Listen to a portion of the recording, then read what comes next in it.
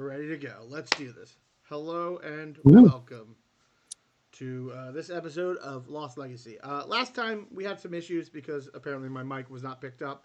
All my players heard my mic, so that was great, but you all didn't. So we'll do our best to try to kind of recap what happened, but more or less, hopefully through context, and we'll get into it. All right.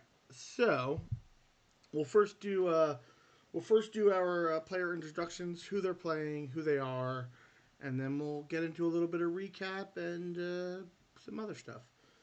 So we will start with Tom. Hi, everybody. I'm Tom. I'm going to be playing Heath Errol, human cleric sorcerer type guy. Um, I'm mostly looking forward to stirring up trouble. I don't have anything to promote right now. That's fair. All right. Next, we'll do Rennie. Oh, hello. My name is Rennie Stern. I will be playing Disbin Tinderfoot, better known as Dizzy, to his friends. Um, I am playing a Oath of Vigilance Paladin, which is a custom subclass that me and Gene came up with together. Um, and fun fact about Dizzy, every year in his hometown of Naremore, for those of us who've been here from the beginning, there is an autumn, like a harvest festival. And every year at the harvest festival, someone is crowned the harvest prince.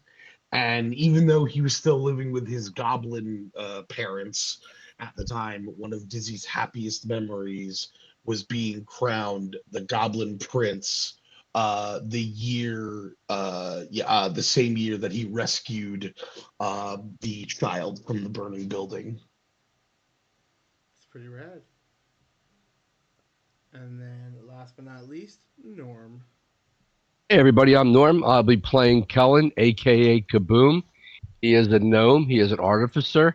He's moving along pretty well. He's almost ready to learn Fireball, and he has mixed emotions about where we are now. He was pretty upset because he doesn't like to wait, and we're tied up in the whole bureaucracy system. But he did get some interesting things going on, so maybe this wait isn't bad. It kind of lets him work on other pursuits.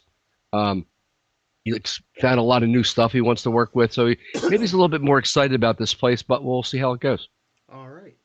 Well, I'm Gene, or Gino, your GM. This is episode 4 of our 4th season. Um, It has a silly name. I'm pretty sure I named it the Fantastique Phantasmal Carnival because that makes sense perfectly. But let's do a little bit Perfectly. of a recap just to kind of catch people up. So our heroes kind of started their day looking at a job board and trying to decide what they were going to do next. Um, it seems like my brain. Hold on. Heath and Disbin went to meet with a farrier by the name of Banzabeth, who apparently knew um, Disbin's inspiring monastery teachers, teachings, and actually former hero of the Lost Legacy.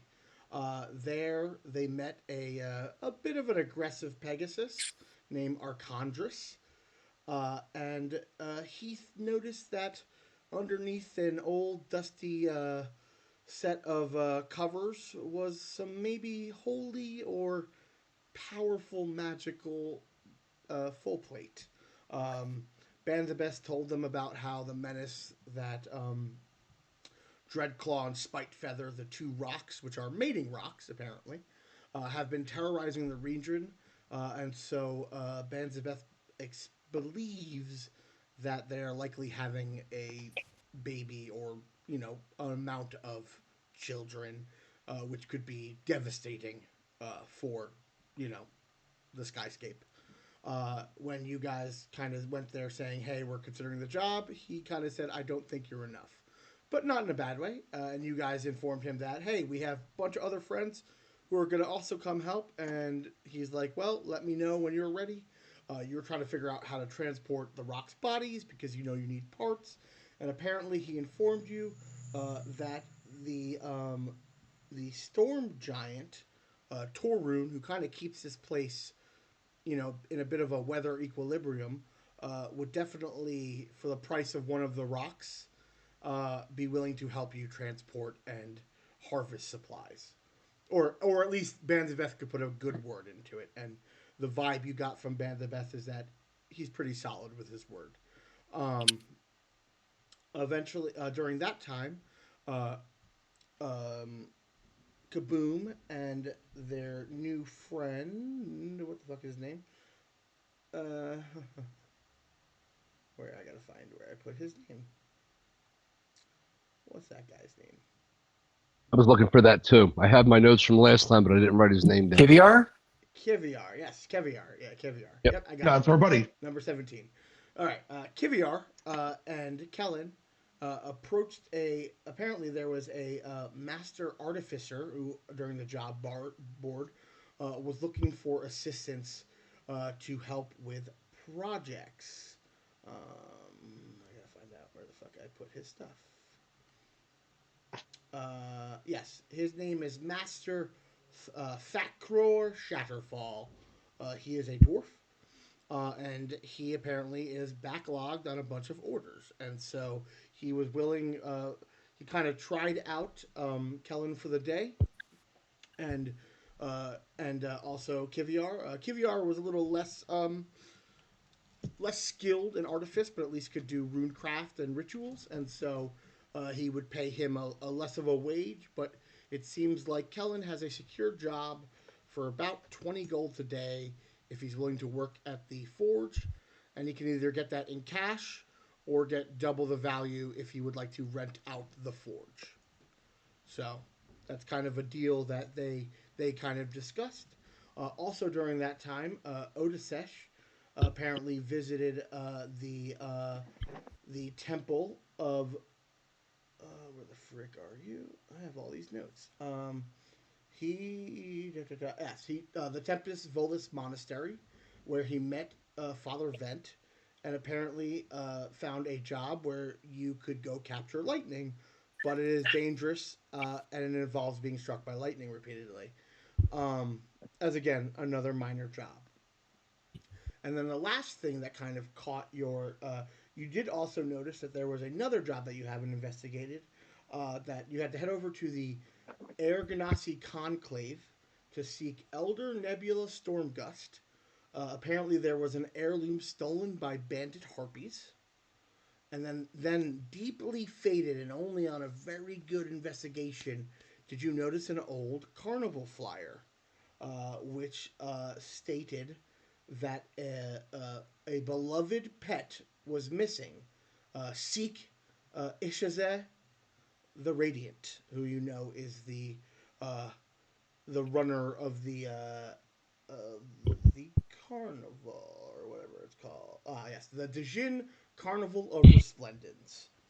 Um, and so, kind of after gathering up and discussing all of your jobs and what to come, and Kellen having the best day ever day for himself, uh, you all kind of met up and decided to head over to the carnival to go buy tickets. When you went there, you met someone selling tickets. Someone sitting out at the tent, the green tent. They offered you a special deal that, as you said, you were looking to seek Ishaze, and there's unfortunately, Ishaze, the Radiant, is generally very busy during the carnival, during the show and the day before the show. But if you were to buy VIP tickets after the show, you can get an audience. I believe you each paid the 5 gold or whatever it was for a ticket. Um, and you know that tonight you will be VIPs. So you were sent off to go seek out a clothier by the name of Rame. Rame's Radiant Raiments. There you were bedecked in fine clothes and that were slightly enchanted, apparently, to go see such a beloved figure and have VIP seats, only wearing the finest. As you were leaving the stall to buy the tickets, I believe Heath noticed that there was, in fact, no one in that stall.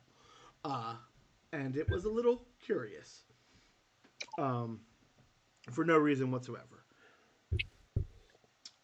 But after all of that, you've gathered your clothes. You all have some fine outfits that have a minor magical boon to them that allow you to wow and pizzazz people of station as you are in the absolute fineries. You all got to kind of pick your own outfit, but it was through Raimi's lens that uh, your perfection was brought. All beauty, inner and outer, accentuated through the clothing that you have bought. Gene, would that benefit we can re-roll a persuasion or a charisma check? So once per day, you can do you will have advantage on a charisma check. You have to declare Cool. it. Thank you. And generally it has to be something involving the clothes. So if you're trying to intimidate, underlings or trying to wow merchants, wearing the clothes and using their finery. And I think one of you also got a cloak of billowing to be thrown onto it too. It was very important and stylish. But yes, so these raiments have a once per day ability to give you advantage on a charisma check. Cool. Thank you. All right, and I think let me take a cough drop so I don't blow my voice out while we do this. But I think that kind of recaps everything as quickly Yeah. and succinctly as I could. Oh, I guess last thing I forgot. You can also spend your channel points to give players inspiration or myself inspiration for more costs, and that will give them rerolls and allow them to have advantage or make it so that my things have advantage against them or for them. Who knows? Yeah. Okay. Well, to start this session right, someone roll me. Let's see what D do I want to be rolled today? A Someone D7000. someone roll me a D500. Not me. I messed it up. You don't know who this is for. Nice. You don't know who this is for. D500. Uh huh. There you go. 250, right in the middle. Wow. Okay. Kiviar's going down, dude. He's almost there. 290. All right. Wow. Kiviar's almost there. All right. That's good. All right. You can roll me another. I'll be generous. You can also roll me a D500 for all of you. Heath, do you want to roll some D500? Yeah. All right, good. What do we get? Oh, We're gonna be here for the next 9 years. you got a I 14. got a 14. Incredible. I fucking love that. That's the fucking best. That's so funny. Guys, Keith just throws himself off an island. don't worry. You guys, it's up to 192. You're only 5,054. It's almost there. Don't worry about it. Remember, this is all one day. So last day counted too. I'm just letting you roll every session because I'm generous. How far away is Kiviar now? Oh, Kiviar only has like 200 ahead of him. He's at he only has 100 and Wow. he only has 120 ahead of him. Wow. I think he's at yeah. It's at he's 3,119 and it's 2999. So That's doing very cool. pretty good, guys. Your friend is definitely gonna be there. All right. So you guys had a lovely dinner. You got your fancy outfits. That evening, or maybe you didn't have dinner because you knew you were going to be fed during the show. Is there anything you guys want to do in prep before you go out tonight?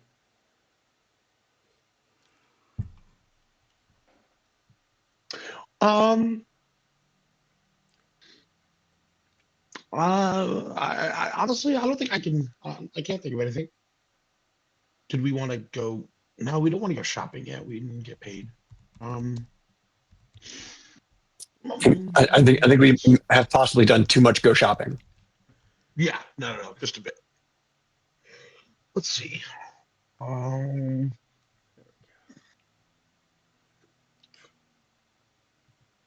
Yeah, no, we looked at all the jobs. Oh, we haven't looked into the Harpy Bandits to see Elder Nebula Stormgust. All right. Well, we could go talk to Elder Stormgust if Yeah, you want to do that we don't have to quick. rush ahead. We could definitely be doing that. That is fully a fine thing to do. How Okay. much time do we have before it starts? An amount. You tell me. I mean, it's like you guys spent like you spent a majority of your day, so it's probably I would say, let's say it's like 3 p.m. and the show probably starts around 6, and you're allowed to show up at 5. So you have about 2 hours to kill. You know you're going to be fed. Oh. All right, that feels like enough time to talk about a job. Well, while you do that, I'm going to go over to the main area, number 3, and just observe and try to see if I can think of any way, any other means of entry into the main part, given what we have. Just kind of look at procedure, what Okay. people are doing, and Yeah, getting any kind of inspiration. that's a great thing to do.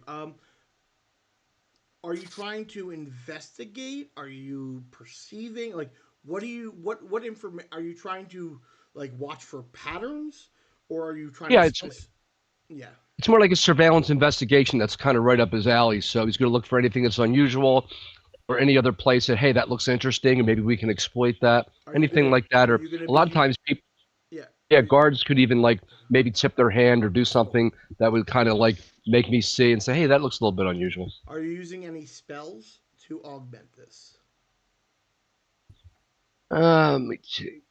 For example, You know, like detect magic, see invisibility, you know, things that would aid you in like perceiving magical or let's see. more less mundane threats and stuff. Now, with the spell setup I have now, I do not have either one of those. Let's see. Yeah, I rope trick, levitate, but nothing that's really good there. I'm just going to use my own old fashioned instincts. Okay, roll me a roll me a perception check or investigation check. Okay. Uh, 30. 30. That's a lot. There it is. There it is. All right. Yeah. So first things first, you don't really see a lot. Like you definitely see that the two wizards who are watching the two docks are definitely focused on people coming in and goods being removed on dock 1 and 2. Occasionally you see like an apprentice or a wizard walk around the tip, and people are strolling and being casual. It does not seem like there are a lot of physical people watching the place, which is odd to you. But I like reposition myself at various aspects, kind of see where people went, and see if there's any like obvious means they're getting in or anything that jumps out at me.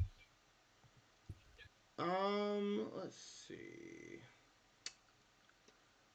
And I can Mm, tailor my spells the next day to kind of look for invisibility and stuff. But I want to keep my magic to a low because you probably have ways to figure out a lot of magic use around there. yeah, I mean, I'll say this. I think the thing that strikes you out is like, while it's not weird to you, it is strange that there is not a lot of physical presence, though you could imagine that because, like you said, it's magic. There's probably a lot of magical things that you are not seeing. Okay. You would think that maybe getting yourself in the mind of a wizard, of like what would a wizard bring to this, might Okay. be a better way for you to assess. As of right now, you definitely see some. There are wizards keeping an eye on it, but it is almost like a glance, opposed to people like they are not worried about people finding or doing things. Okay. So if that helps explain anything at all. It does. I'll just have to change my loadout at another time and then do it that way. But I'm just kind of looking for any kind of pattern, so I'm happy spending my couple hours there. Yeah. Okay. Anyone else Thank you. doing stuff?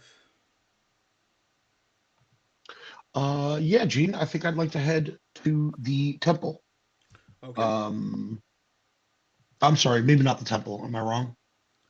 Um. The Air Genasi Conclave. Air Uh. Genasi Okay. Conclave. I lied. Sweet. Yeah. Sweet. That will. So, I'll say this because you have such a good rapport uh, with your friend Beziba. Uh-huh. You can flag him down, and he kind of you wave. He left you with a handkerchief that has like that shine to it, and you kind of wave it Right. in. And as you're kind of like chilling out at the edge of one of the docks, waiting, him in his magic carpet. Ah, Fire Eater, you are Hi, here. Bezaba. Okay, well, this is second trip, so it will cost you a little extra. 2 silver. You drive a hard bargain. Deal. All right. So, you is anyone else going with him? Just so I don't. Reggie, but Okay, yeah. I figured I'd ask. I don't want people to not be part of it. Um. Oh boy. So you get onto a flying carpet and you raise up and begin heading over toward this strange tented floating island.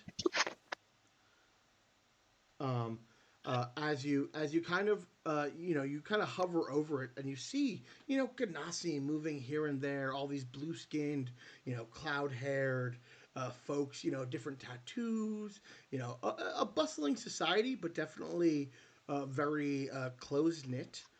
You kind of land, and then Beziba is like talking to you. So, what are you coming for? me and my friends we're trying to maybe gain some curry some favor here. And we saw on the bounty board that there's some harpy bandits that were giving the air genasi some problems. And yeah, I figured I'd go speak to the elder and see what can be done. Okay. Yes.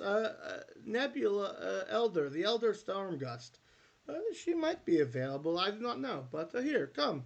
I will take a break. And you watch him. He kind of like rolls up his carpet and belts it on like a backpack, like just over his shoulder.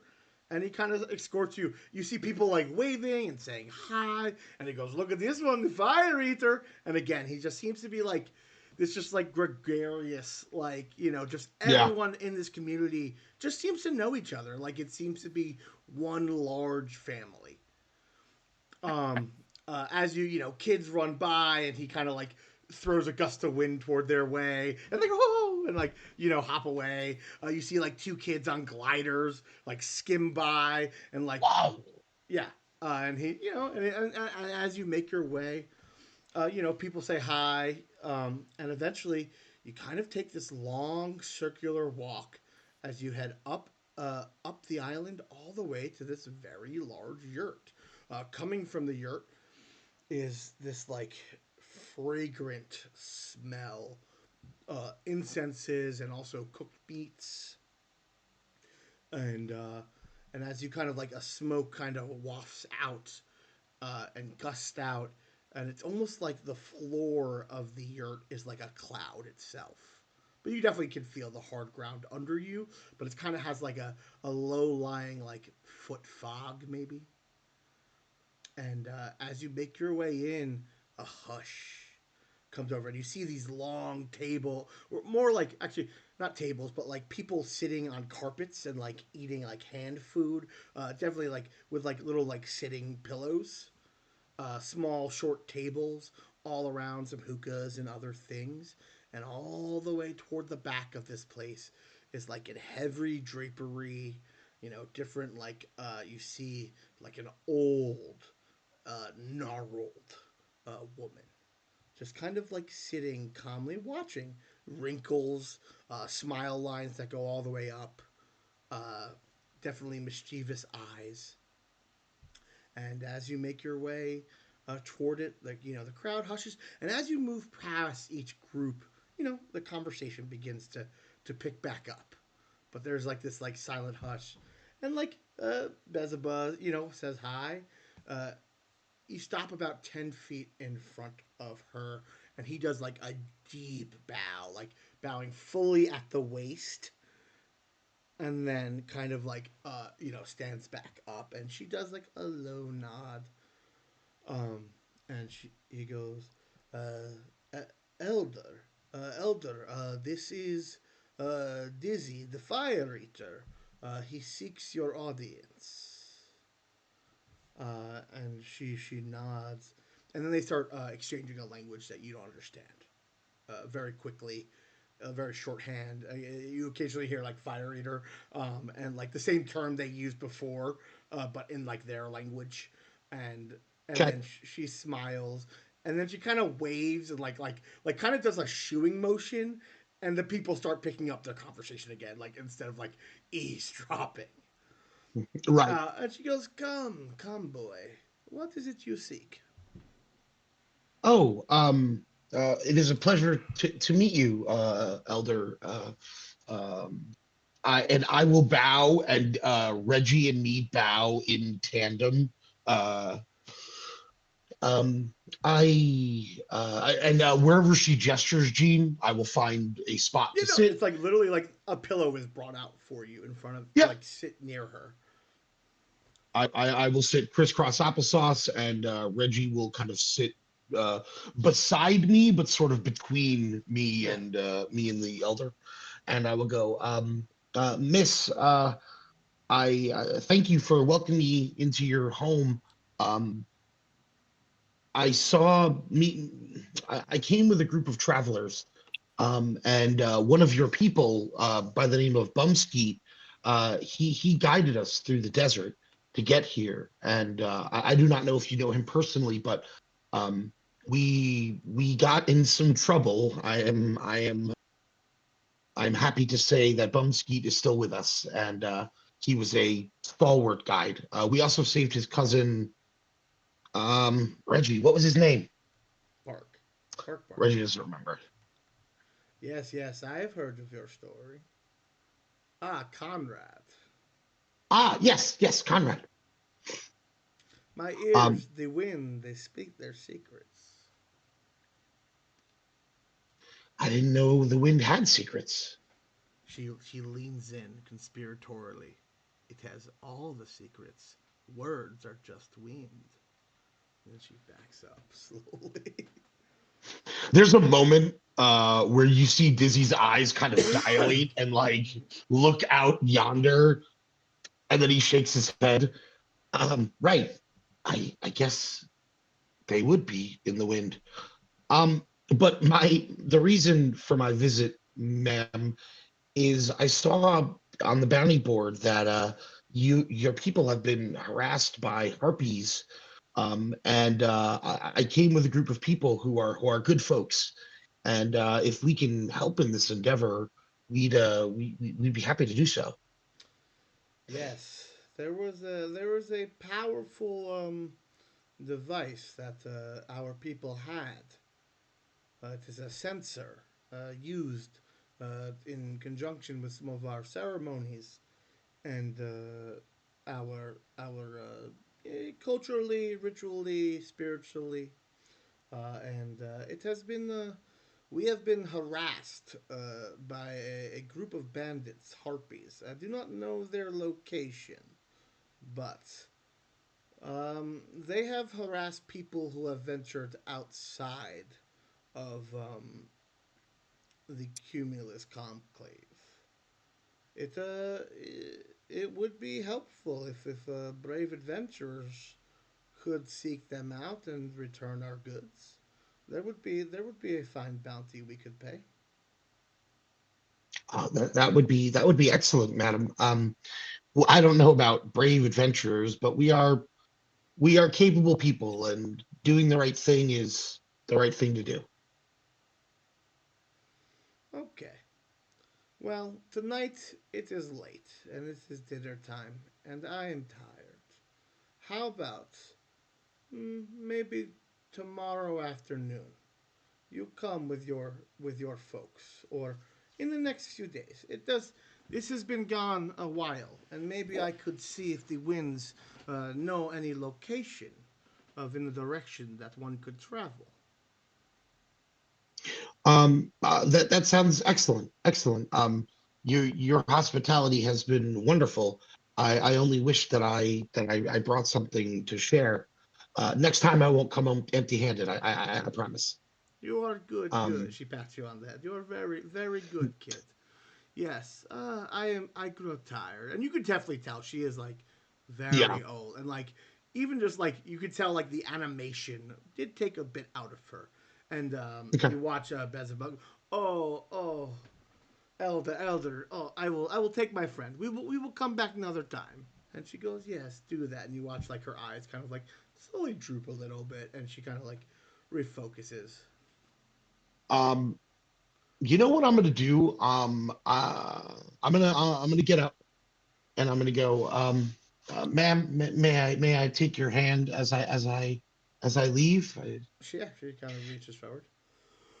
I will put her normal or a medium sized hand between my two smaller ones, and I will just kind of like kind of sandwich them and then like tap my head to them. And Gene, as I do this, I'm gonna pump the 5 points of lay on hands to like cure disease and Okay. poison. Yeah. And again, I just sort of Yeah. like I'm thinking she's older, maybe it'll just kind of Yeah. help clear some stuff. Yeah, so you notice like as she's like hunching down and you touch her, her eyes kind of like like burst open, but not like a and she kind of like sits up straight. Before you saw she was very hunched. And she goes, Yeah, "Oh my old bones," and she just starts looking around. Huh? Maybe that you are a sign from the winds. Wow, and like you could definitely tell that you probably cured some arthritis, like 100%. And and yeah, good. she like sits up straight and like now before it was like this hunched smaller form, like you could tell like Beelzebub's like 6'2". This lady probably is in her six somewhere, but was like hunched down to like a 5 foot, like curled up and gnarled, and you could tell like the gnarling. And you would think that like maybe you didn't cure everything, but you think maybe over time you could probably restore at least some of her youth in the parts of like where the old age would have been uh delivered. Sure. But she nods to you and she goes, "You did bring a gift. You've brought a gift, and I appreciate it. It will be remembered, Dizzy Fire Eater." I think Dizzy just smiles. Once again, there's a Reggie Dizzy in tandem bow, and I think without another word, he just bows and will take his leave. All right, well, we're gonna go somewhere special. Hey, buddy, you're here now. Hello, everyone. Sam. It's Sam. Howdy. He plays Otis Sesh, and he hasn't been here for a while. But don't worry, we have a fully in character explanation for that. So remember last time, Otis Sesh, you were reading a book about Severax Hmm. in a library. Yeah. Well, you've been having the weirdest long dream. You like swear you went through a desert. You fought a rock. You fought some cultists. But again, just a weird, blurry dream. You've definitely done some other things that you can't quite remember, maybe on purpose, but who knows? And just time has flowed, and it is at this point, inside his own mind, inside his own, in the phylactery itself as a prison, Otisesh has been banging to try to get out, has been trapped. You've laid the best plans to try to help Sephiroth. You laid the plan to maybe try to work around him to redeem him, but maybe your timeline wasn't quick enough for this being, or maybe it sensed your thoughts, which you didn't even know it could do. I mean, you always heard it in your mind, but maybe it saw the plans you laid. And so, in response, this ancient, calculating being realized that it had to make some moves of its own. And so, for the past, I don't know, week or two, you've been in a long dream. You have in and out, you remember, again, you head to the town, you remember reading the book about Severax and the Dragon Law, and then you remember things going black. You remember leaving the library, but not with your friends. But then you remember returning before your friends left the library so that they did not suspect that you left. Did you cast a spell? Did you send a message to something? You're so muddled. Your thoughts, your prayers and spells being used without your will to add to it. And now it has been a week, a grueling week, and you have been fighting. And it's at this point you have used every jab, you have, used every set of, tactical skill to the point where you realized this creature is bound to this pendant using your body, but it is your body.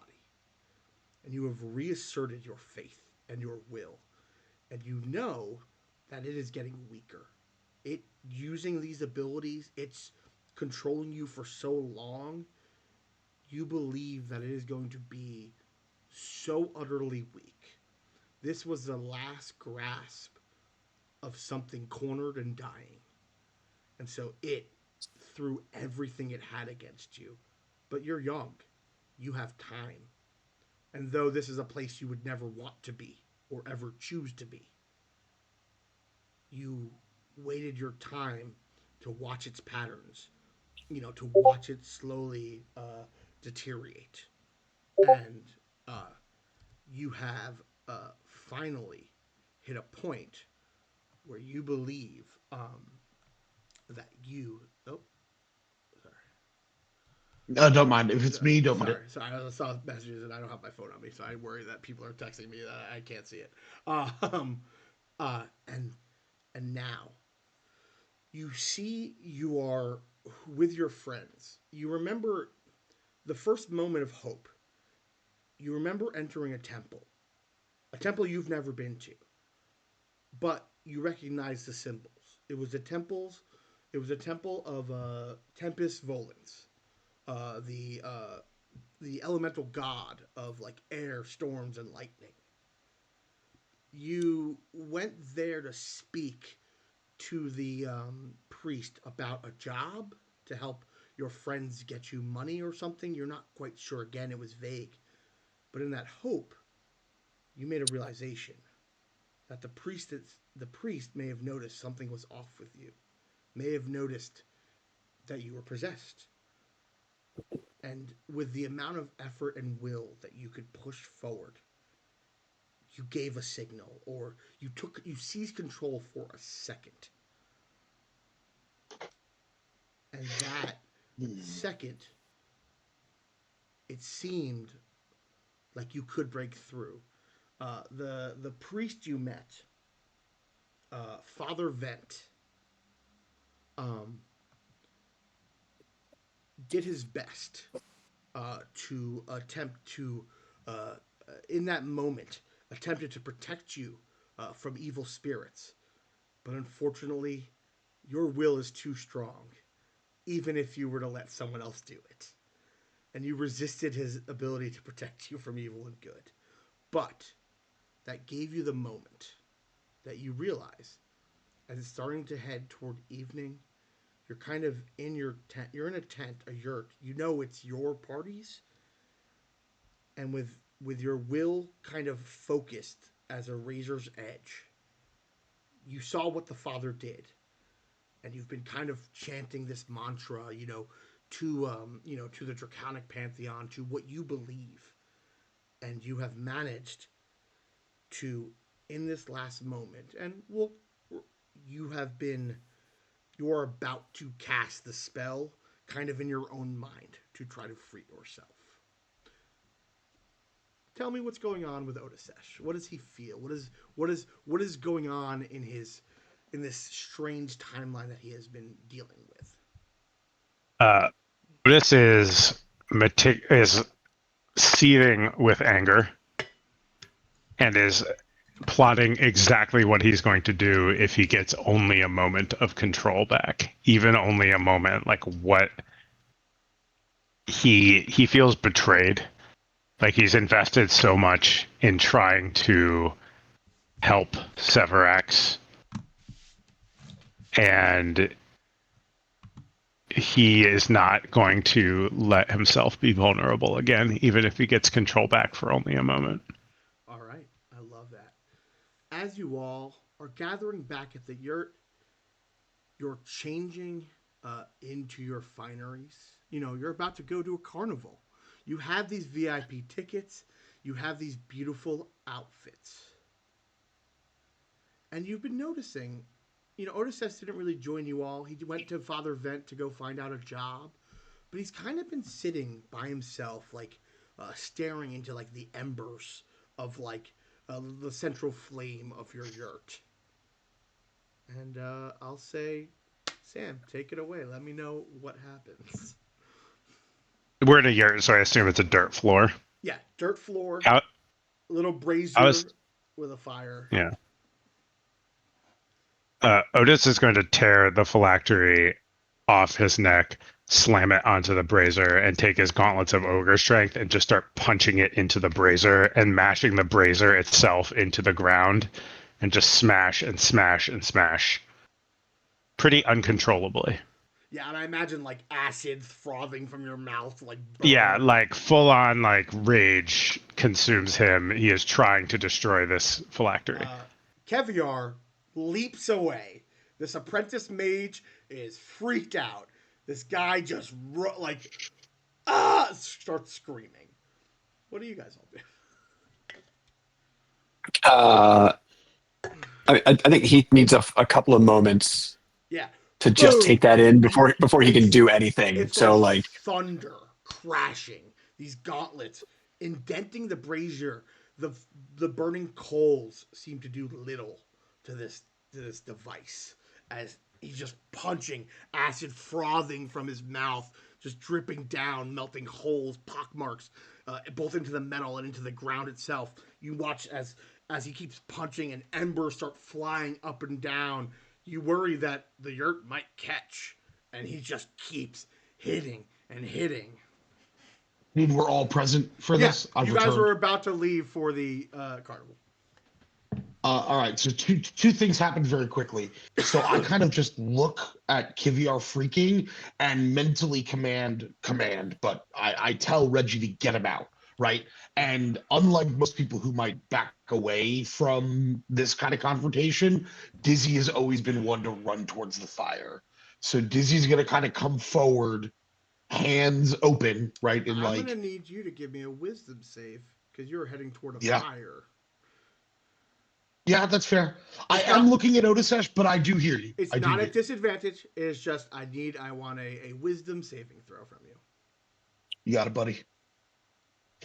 Oh no. Never mind, Gene. went that well, huh? Never mind. What I you rolled a got? one. I got an eight. Okay. Eight total. I rolled a So nat one so though. I'll say this: your heart tells you to go forward, but as you see those gauntlets smash into that fire, it reminds you of that scene as the brazier breaks and an ember fall like splashes. You see a timber falling on you, and for that moment, it's not that you fall in horror, you hesitate, Yeah. and that's what that represents. Like you can't just rush to grab because there's that Yep. moment of fear that hits you. Does anyone else want to do something? And I think seeing Dizzy get that floored kind of like shakes Heath out of it. Um, like Dizzy being the rock, the stalwart foundation of everything. Like, okay, I can't just reel. I need to actually do something, and I'm going to try to cast a spell on Odessa. All right, what kind of spell you got? Uh, I'm going to cast Calm Emotions with the DC 17 Charisma save. All right, Sam, please make me a wisdom save. A wisdom save? I believe so, right? Charisma Oh, save. charisma. Charisma. Sorry. Hey, just slow down. What? I got a 16, so I believe I failed. Okay. You did. So Hmm. the moment that you get out a mount, and then an energy washes over you, and you feel yourself return to calm. Make me a religion check, Sam.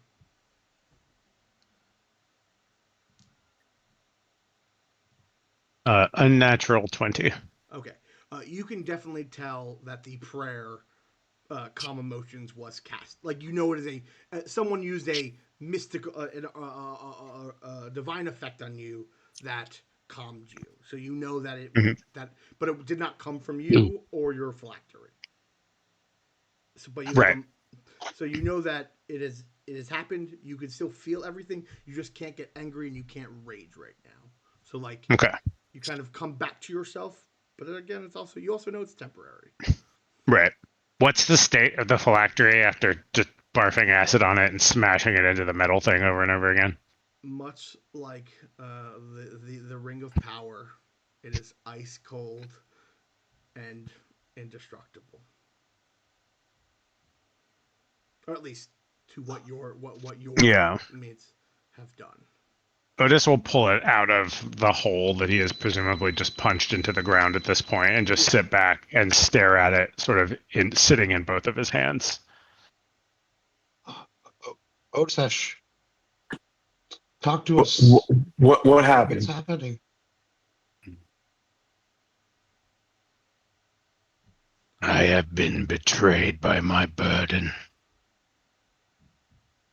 and it must be destroyed.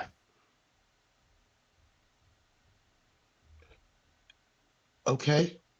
All right. How do I help? I don't know.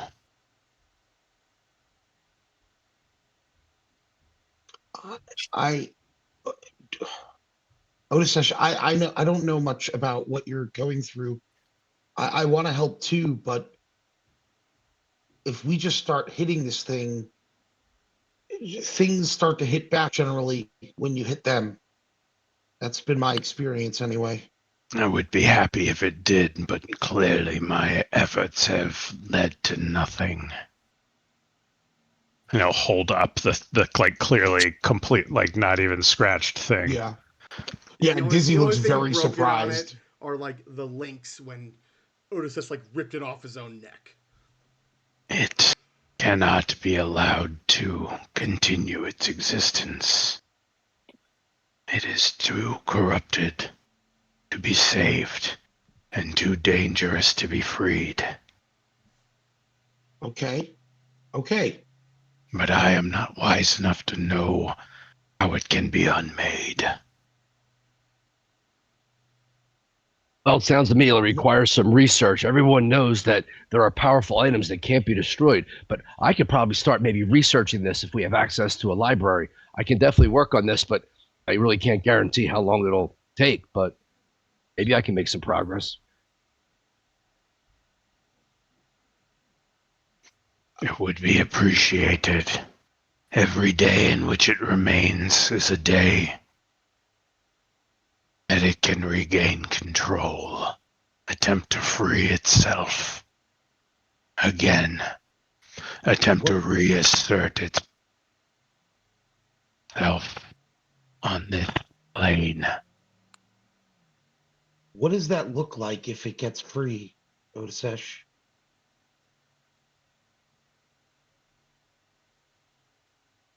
I can only speculate, but it is one of the most ancient and powerful spirits of my people, filled with additional energy and power of this undeath and corruption that has imbued it.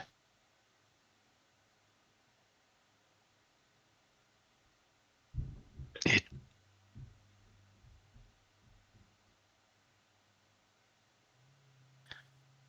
could truly only speculate as to how much of this world it could lay to waste.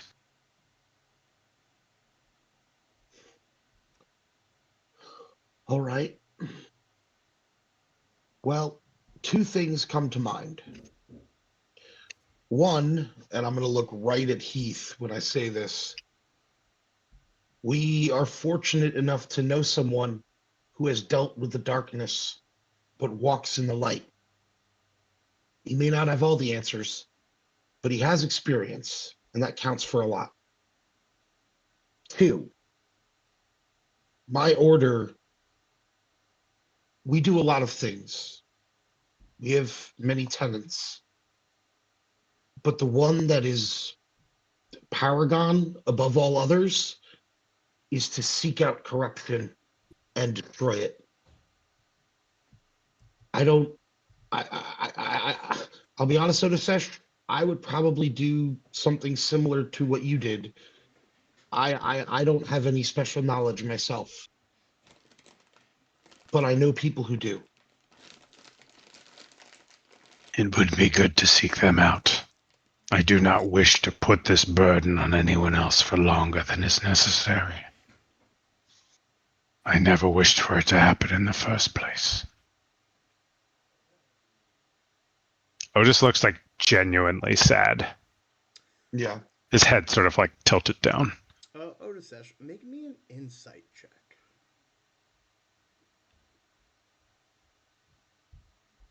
Hmm. 12. Okay, that's fine. The biggest emotion you got while trapped, like the source of like why all of this was happening to you, was from a place of fear. There's definitely hatred in Severax, but where his motivation to, go to that extreme was fear. You don't know of what, but you might have ideas of what, but it is definitely a fear motivation. And I'll just leave that as kind of now that you're like sitting in your own thoughts and not just raging against the cage.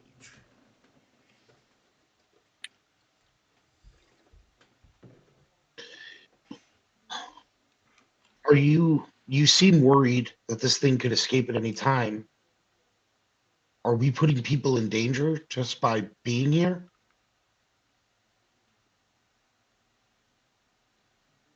You don't know. Yes. Yeah, you don't know where you are, Otis. That's when they say here, you don't know where that is.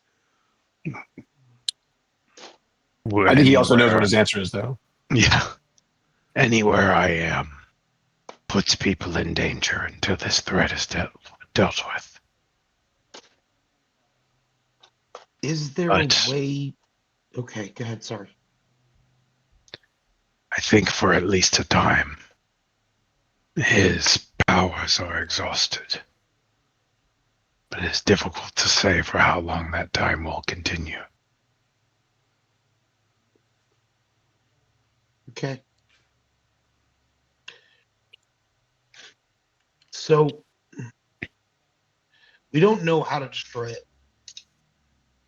We could try a lot of things, but that could end up hurting a lot of people. So I think that's out of the question for now. But maybe we try to contain it. I mean, Kellen, you have a bag of holding, right? Yes, I do. My cloak also has extra dimensional spaces. Do you know that if he was separated from you by being put into a little a bag of holding or something like that, would the connection be severed or at least harder to get through?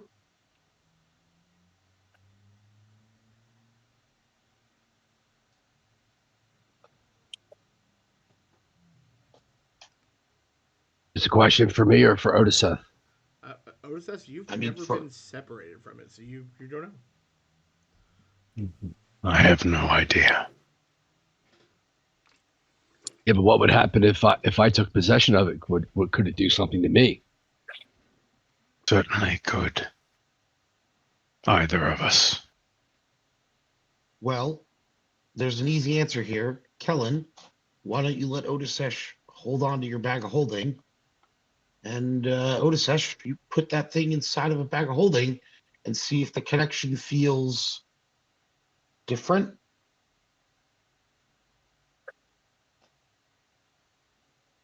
I doubt it will, but I will try. Hey, Kellen unhooks his little backpack. You notice the straps are kind of small, but once he puts it on, helps Otis have to put it on, it kind of expands to his size.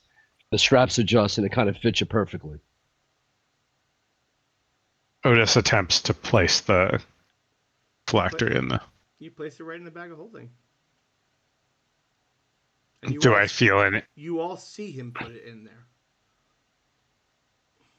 Do I feel any difference in the connection? I mean, you're still technically attuned to it. You would have to test if you could use any of the abilities on it. It's like this is an item that you've been attuned to for years. It's like a second skin. I mean, it's not physically. You at least don't believe it's physically on you. Like you put it, you felt your hand go into Yeah. the weird nothing space of a bag of holding, and you dropped it, and you let go of it, and it definitely went in there.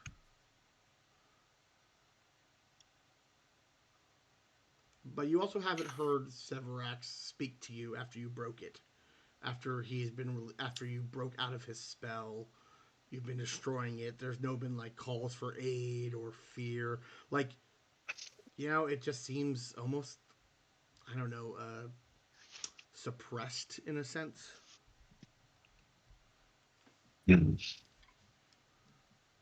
does not feel different. I do not know if this is anything. If it's enough. I mean, okay. I will say, I don't know how true it is for this object.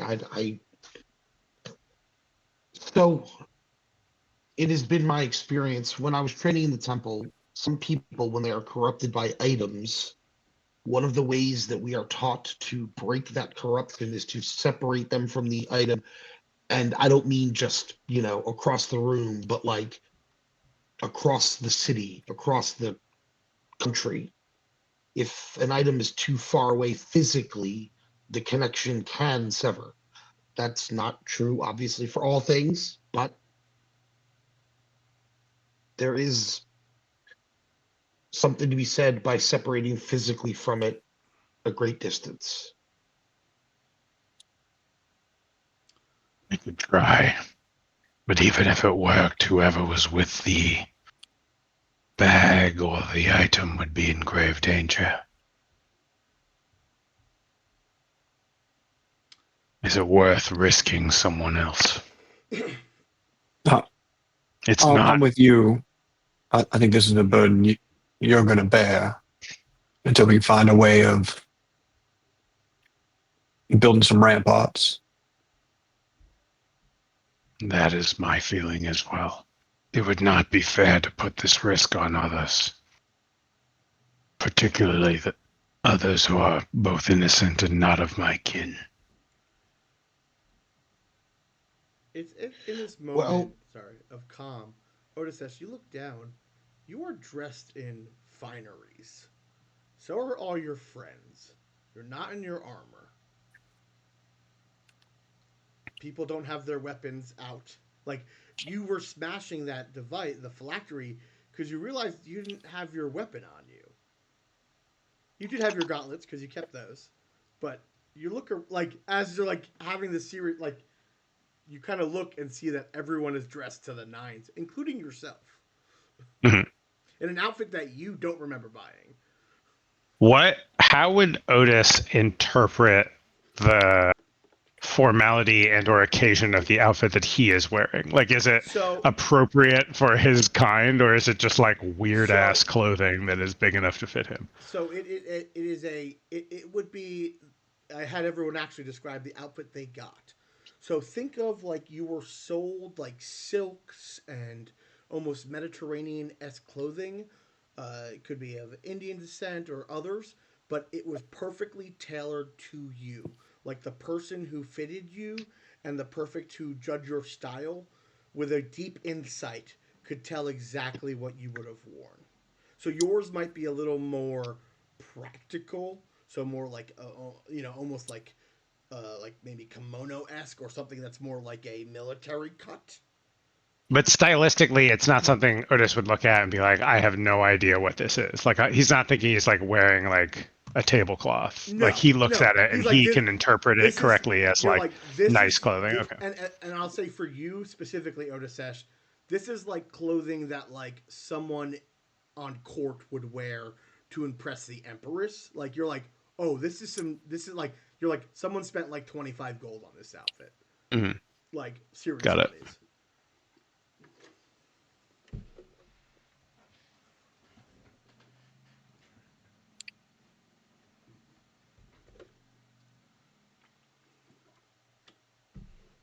All right, so we We we were heading out, but I feel like there's got to be more conversation to have here on this. I lack the context as to why I am dressed this way. But I would agree that compared with ordinary circumstance, we have more pressing issues. We were gonna go to a carnival and a show.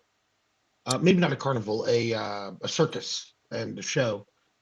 And we were gonna meet an important gin person. Um, And I find was, an employee. yeah. Oh, yeah. We're looking for. Wow. How? What's the last thing you remember, Osesh?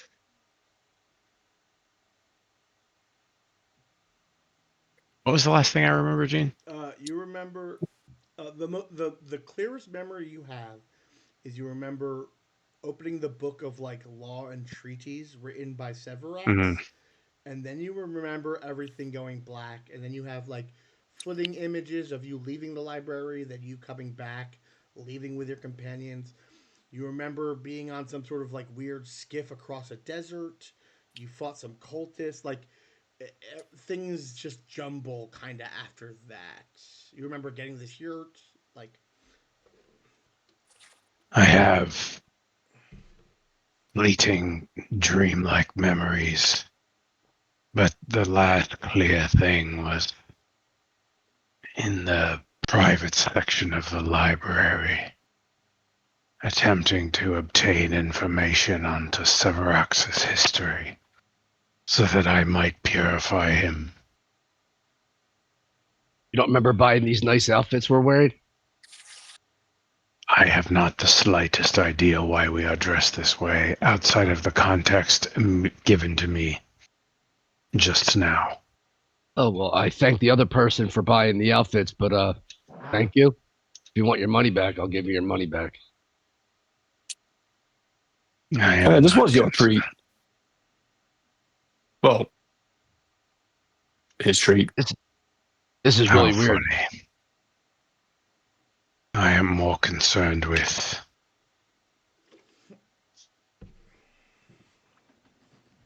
the future of my people in this world than a handful of golden favors.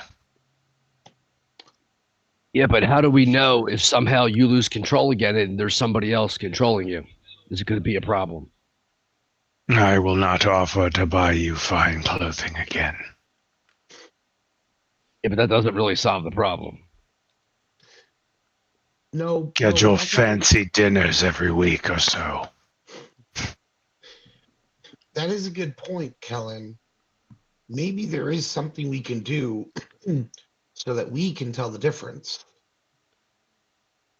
And again, I don't know how your connection to it works, but maybe there's a phrase, maybe there's a word that if we ask him or you a question, only you, the real you, would have the answer. If you wish don't to know. establish such, it should be established now while he is dormant. I will remind you, you Okay. also have the Ring of Shared Dreams. Oh yeah, we have this ring of shared dreams. Was not being used for no reason I whatsoever. I totally remember that because it was an important thing that happened. You've been through a lot, buddy. It's okay. It's okay. We forgive you. I couldn't tell what was a dream and what was reality. Okay. Is there a way that I know you don't want to? I don't know how it works, but is there a way that we can confront him? And I don't know about destroy him, but like weaken him? Or, I mean, you said he's weak right now, which is good, but he's going to get stronger. He'll figure out a way to get out, take over. All for figuring out a way, but short of not calling upon his power, I know nothing else that can slow him down, and even that is but a temporary measure.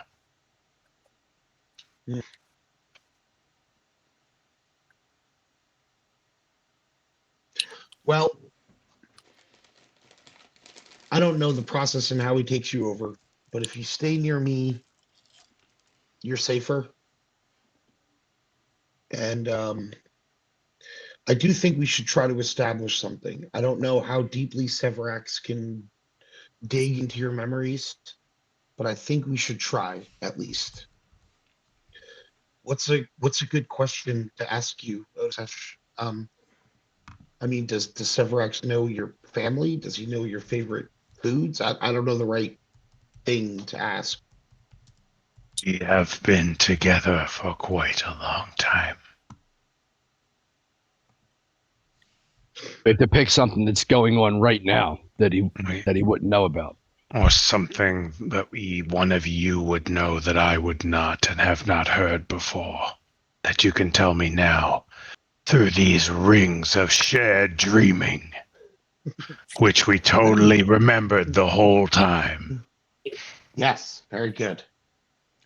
I will also note that you recall that the priest used a spell on you to attempt to try to break possession from you. A very simple prayer, protection from good and evil, that gives you at least a chance to fight off possession if you are already possessed.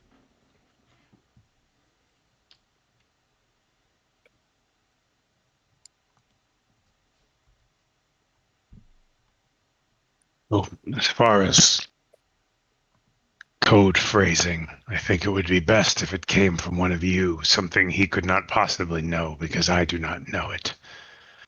It needn't be an important piece of information, but even a small personal detail, a quirk, or a preference that I would not already be aware of. Additionally, what afforded me the window of opportunity to retake control was that poor, terrified priest attempting to cast a simple prayer to protect from evil. I, I know how to do that. I can do that. It's, it I did can do that not. tomorrow. It did not force him to retreat, but it did open the window for me to regain control. So if we're ever not sure, we can use that on you to try to bring you back. It seems that would be the case. Okay. I will also. Well, I can do that always. Sam, give me a religion check as well.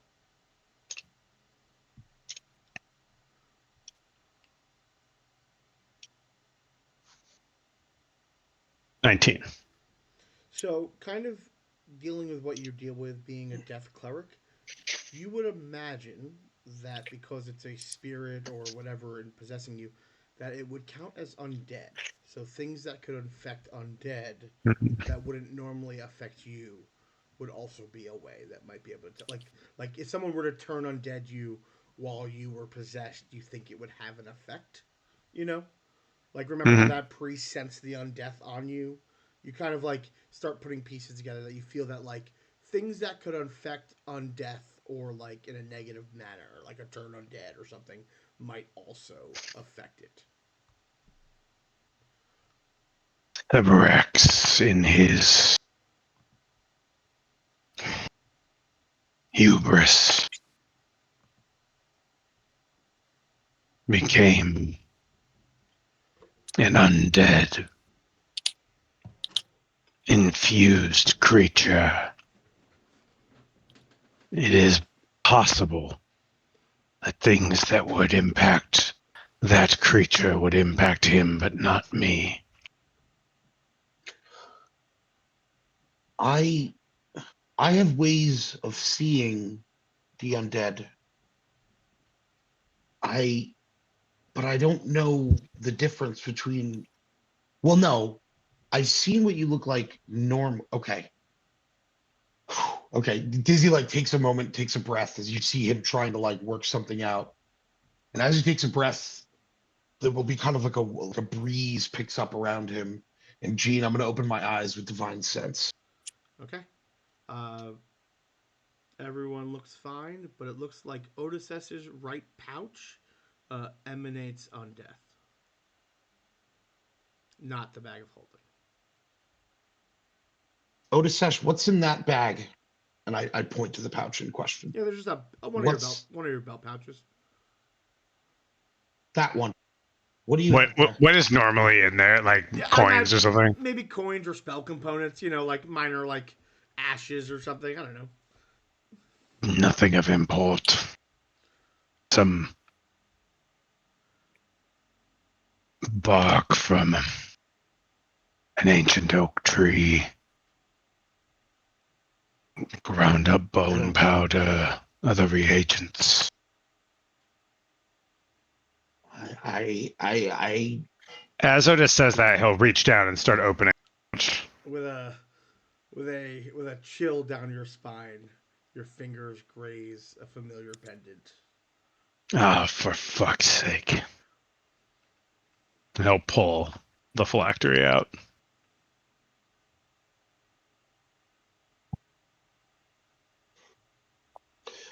Gene, I want to get a really good look at it with divine sense.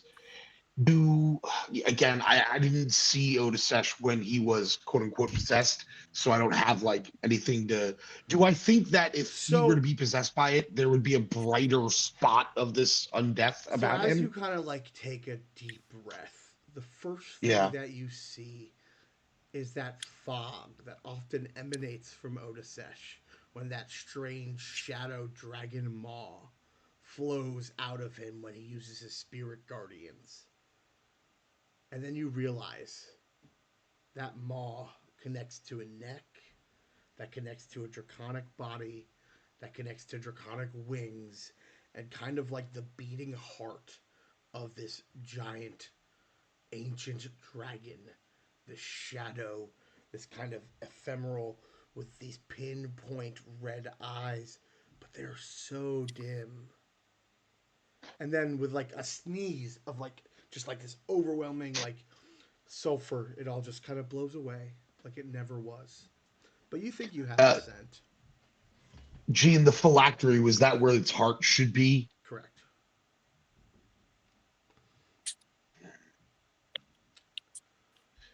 Well, I saw him.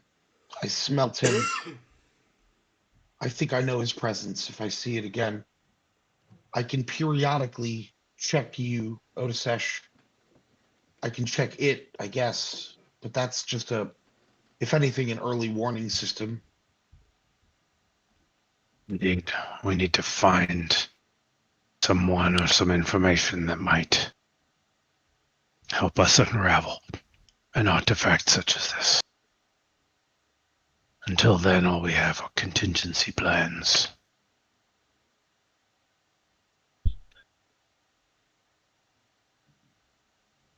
Well, bright side, there's a temple nearby. with hopefully powerful priests. And if we ever get the fuck inside, there's wizards who know a lot of stuff about magic stuff. There's also Torun. Torun may be able to help us here. He's accomplished in more than one way. That's a good point. Sorry, Odisef. Torun is a storm giant that lives up in this area. I think he's a cloud giant. He's a giant of some kind. I don't know. I am well familiar with He's the blue. I understand he's nuances. blue. Interesting. Where are we? Oh, Fulguratus. buddy. It's probably better to show you.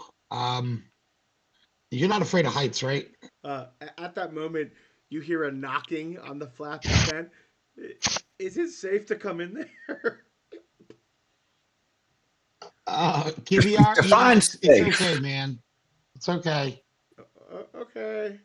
And you see this young half-elf man in wizard robes kind of re-enter the one who ran screaming as you started pummeling ashes, and kind of goes, "Are we going to the carnival?" Oh man. Geez, that totally escaped me. I don't What? know. I think we should still go to the carnival. What race is this person? He's a half-elf. Yes, tiny human child. We are going to the carnival. Otis, you bought me this outfit. You know me. We're good friends. Heath is like behind Odisef, like, oh no.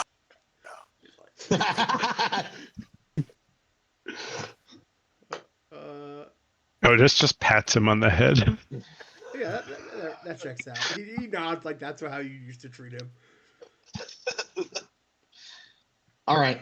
Well, I thought of something to tell you or to ask you. So Reginald has many names. In halfling culture, each owner, each rider gives them a name. Reginald is not his first name, nor is it his last name. He has 6 names. His third name is Argyle. I assume we're saying you're telling me this via the rings of secret communication. Of course, that's what I'm doing. Yes. You have to Because do we it- definitely didn't forget about those. We've remembered them the whole time. Well, there's a They've been here reason. the whole time. There's a reason why Otis didn't use them over the past 2 weeks. We explained it. We just retconned it. We showed everyone that we planned this the whole time, Sam. We're Perfect. professionals. I imagine tonight you guys are going to use the Ring of Shared Dreams to establish everything, and that could be a thing. But I just wanted to remind you that you had those items, which definitely would have been used, if you if that would have happened. But they're not. And that's just a pair. That's just 2 rings, right? Correct. That is 2 rings. Okay. So the idea is that Otis wears one and another one wears them, and then you guys share a dream. Now that doesn't mean that it has to be Otis, but Yep. you believe the hag believed that that Severax could not access dreams.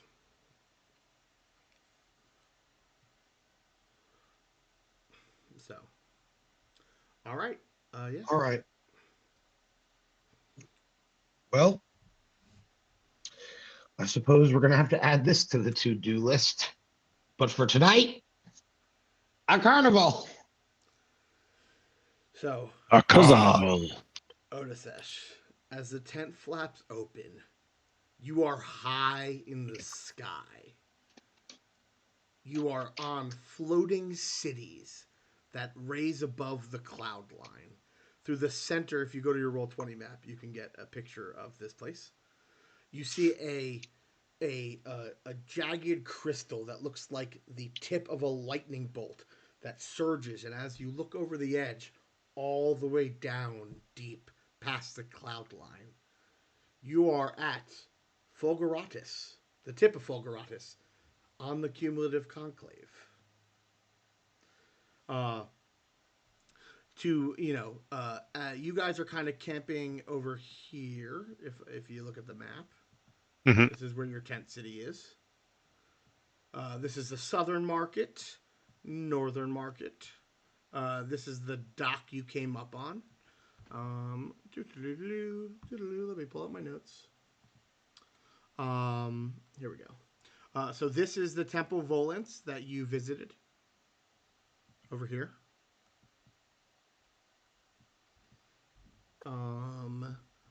And yeah, there's other places. This is obviously the Carnival. This nice little cool marker tent.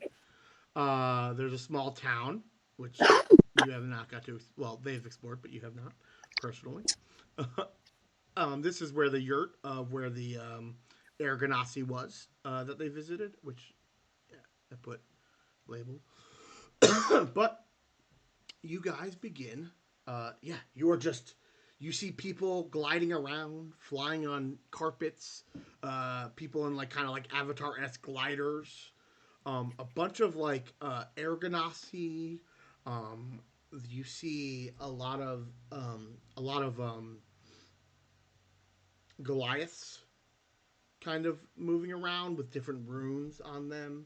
There are humans, elves with wings, um, and yeah, and there's a giant house up here, which looks like it's the size of a giant's house. And there also seems to be a similar giant house over here. Um, I'm trying to think how much you would know of the Cumulus Conclave as Odasesh. Probably not a super amount. I imagine you would know it exists. Like besides being told by your friends, but like I know that like I would imagine that Khazralia has information, but again it is a wizard's tower with a minor attachment to the elemental plane of air, and that's kind of I guess would likely be your extent of Yeah, we had knowledge. talked about this place prior to Otis being taken over. It's just like I think Yeah. the biggest shock to him is just being here sort of like anchors him in just how long it's been that he Yes. hasn't been in the world. Correct. Correct. More than the fact that he's in the sky is weird, Yes. which it is. It is 100%. That makes sense. You watch as lightning travels up and down the Fulguratus Tower, kind of surging up and down it. As you watch the sun kind of hit the cloud line, creating this very pink orange top. Um, and at that point, as it begins to start getting darker, you begin to see fireworks coming from um, the Djinn Carnival of Resplendence. As you see, bursting illusions of like a Jinn beckoning you over. You see acrobats in illusionary scripts, floating through the air, aerial daring, fire circles and things moving through it. and you guys all notice that the tickets in your hand have like an almost iridescent shimmer to them as the hours get closer. They say VIP on them. because we are. Uh huh. We are VIPs. Uh, yeah. You are VIPs. Uh, I guess we're heading in. Sure.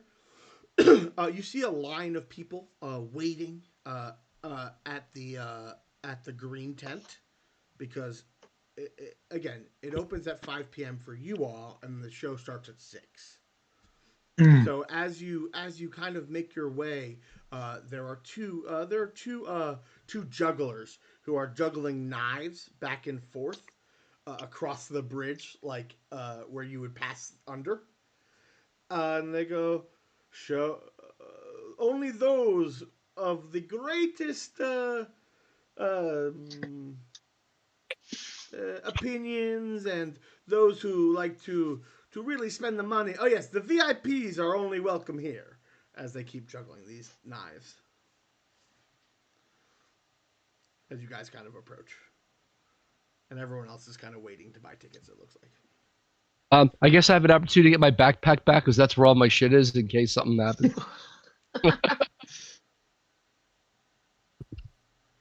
Um, so they kind of like catch their knives and they go, "Hello, welcome to the Carnival of Resplendence. Can we help you? You are very nicely dressed." Oh, VIPs, I see. Right this way. Uh, you watch as they begin twirling the knives, and they start becoming so fast that they create a circle. And as that circle forms, it's almost like a shimmering portal to another place, to a jungle, to a forest, to a snowy terrain.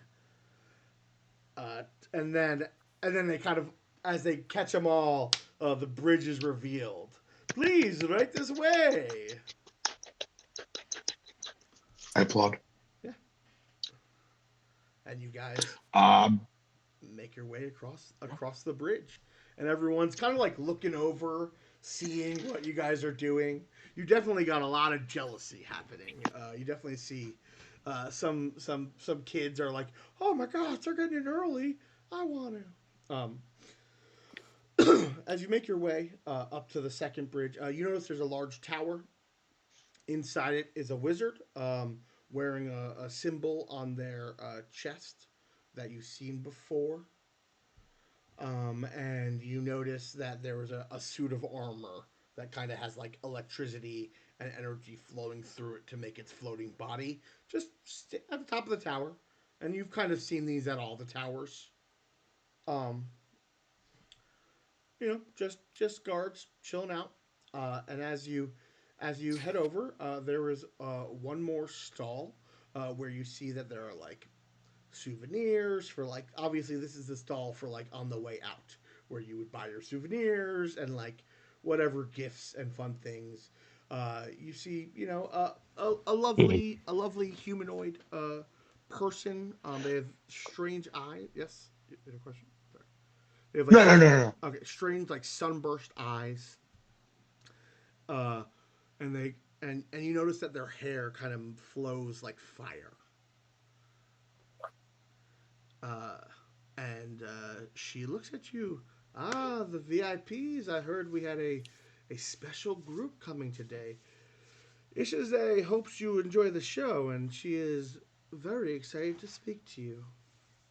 Please, let me escort you to your private area. We would be delighted. She leaves the stand that she was, and you kind of realize that she was just kind of sitting here waiting for, likely you guys. You guys paid the extra money. You get the extra treats. The Vips. The Vips. Uh, she leads you into the big top, and the first thing you notice is it is much larger on the inside than the outside. This is It's bigger on the side. some would say that this might be some sort of magnificent carnival with the size that is inside. Uh, you are led. You see some exotic animals and strangeties in the distance. You hear weird noises of creatures you've never heard before. Uh, you see in the distance a large, like a large trapeze set and like a big top, and you guys are like circling this like almost like 3-story like just like stands that fill this place, and eventually you are led to a raised box. Inside that box, you notice there are tables with lush amounts of food and drinks. You see a bartender. Uh, it's like a half a man with like a wispy bottom, almost like what you would think of your stereotypical genie, but you know, just kind of floating there behind the bar, just wearing a vest. Um, she nods to him. Uh, this is your server. He will take care of all of your needs. Um, I know you wish to have a conversation with Isaze, but like I said, she must prepare for the show. Until then, please enjoy yourself. If there's anything you would like beforehand, we can try to meet your needs. I was told there would be snacks. She gestures and just this buffet, meat on sticks, popcorn, everything you could think, candy. It's just in it's wild. Uh, and This is Roberto, and the floating like gin thing just kind of floats there. He will take care of any of your beverages and anything you specifically need. His wish is your desire.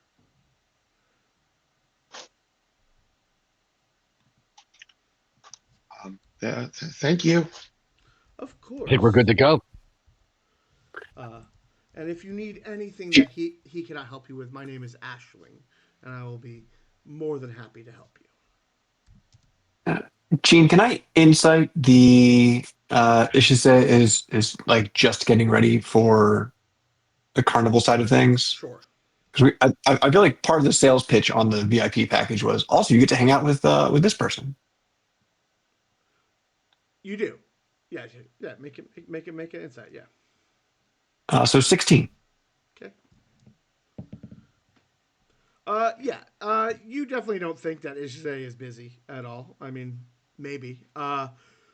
She's definitely giving. You imagine that there is some sort of amount of performance to Ishisa showing up for your little soiree.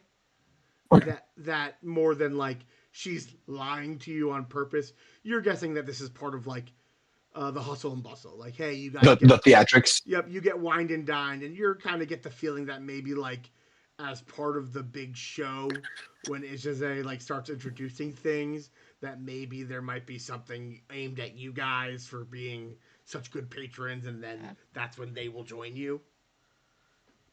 All right. He isn't going to spoil anything. Having sussed that out. Yeah. Um, and yeah, she nods, and you guys kind of have a little bit of time to spend. All right. Yeah, give me some. Anyone doing anything specific while you're in here? So you guys have like, I would say maybe like a 30 by 30 raised box. It has like stairs that go up to it.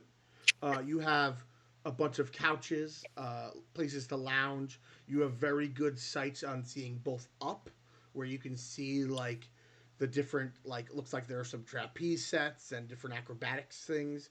Down below, you can see like the ground floor where there will be like circus acts. You do see that in the distance there are these like there's likely some sort of menagerie, um, and other things. I mean, I Kellen, think Dizzy and Reggie um, tackle the buffet table, and it becomes a free for all very quickly as they fill bags and plates with all manner of tasty treats and candy. And Dizzy will kind of like get his little bag of treats, and being obviously one of the smallest people in the party, will kind of begin to like go on tiptoes and look over the ledge and try to start like pointing stuff out, but just kind of just mashing popcorn and candy into his face. Yeah. You begin chowing down. It's so weird. No matter how much you eat, it always seems full. The more you want, That's dangerous. the more there is. Oh man, Reggie never leaves this place. Yeah. But yeah, it's just like it's a wild like the amount of this just like just to have all of this seems almost excess in at least Dizzy's like appraisal of that. Yeah. well, Kellen's gonna do the same thing as far as the meats go and order drinks for everybody. Let's get some beverages out here. Sure. Yeah, Heath was heading to the bar Yeah. with Roberto. Roberto looks at you and smiles, does not say anything, and just nods. Uh, I would like whatever suits your fancy, as long as I keep my wits about me, Roberto. There's a strange cocking that seems unnatural to his head, and then there's a sparkle in his eye, and he begins mixing a drink, and he hands it to you. And Heath will take a testing sip. It's kind of it's like a fruity, almost like a fruity rum drink, something that you could drink too many of, that you would drink like a fishbowl. It's just like it's too sweet and too good and definitely dangerous.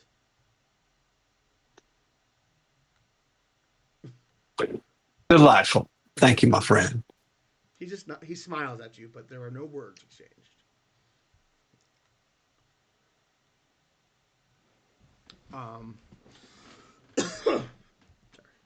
Otiseth, you good eat? Yes, I have quite the appetite.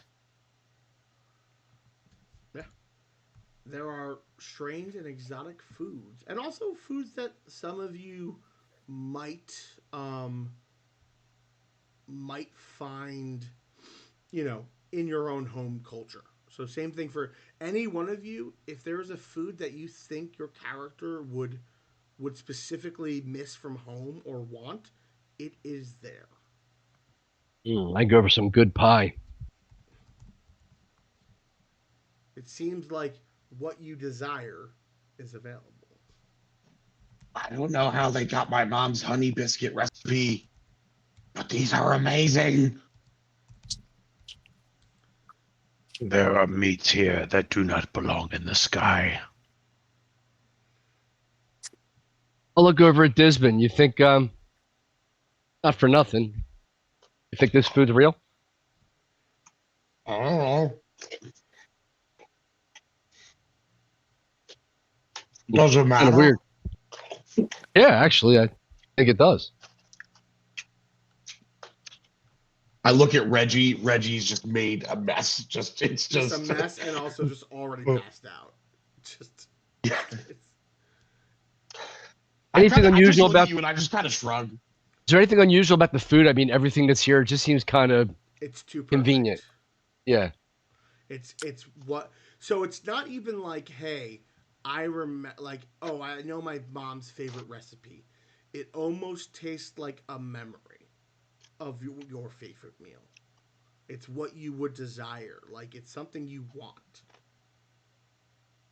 So whether that is the same recipe as your mom's cooking, or it's just what you remember you think your mom's cooking should have tasted like, it's really hard to tell.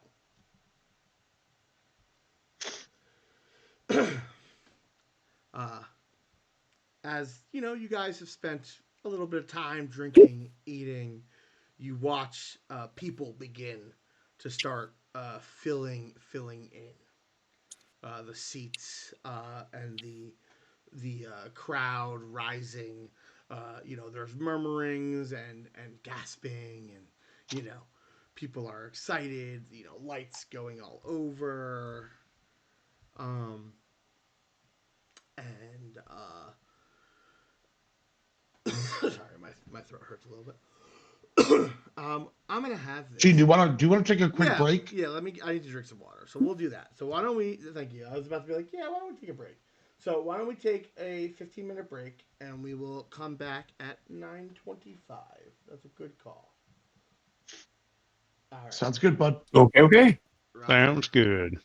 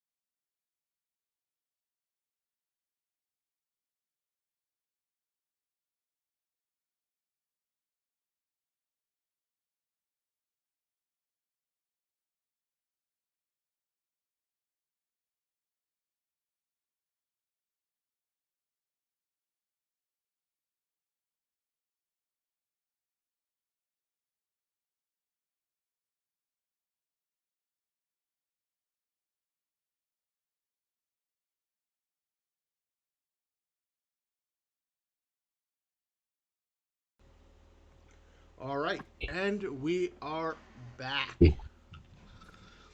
As as the lights and the crowd fills, there's an atmosphere and a swelling to the joyous nature. You guys are fed.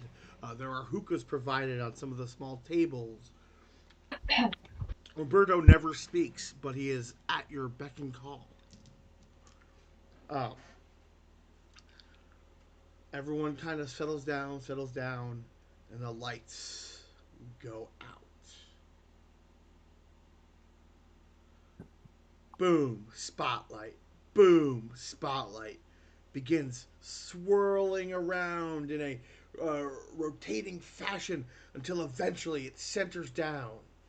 You see this voluptuous, blue-skinned woman, busty, with like a nice corset, uh, jaunty top hat, what looks like at first a long dress, but then you realize that it's the like cloudy bottom of a djinn. She has, earrings up and down her ear, one connecting to her nose, a light veil across the top, and in a booming voice, the seductress. It is I, Isazel the Radiant. Welcome to the Carnival of Resplendence. And fireworks, illusions, things start going out. And to start you off as a warm up for our first act, would someone please roll me a d10?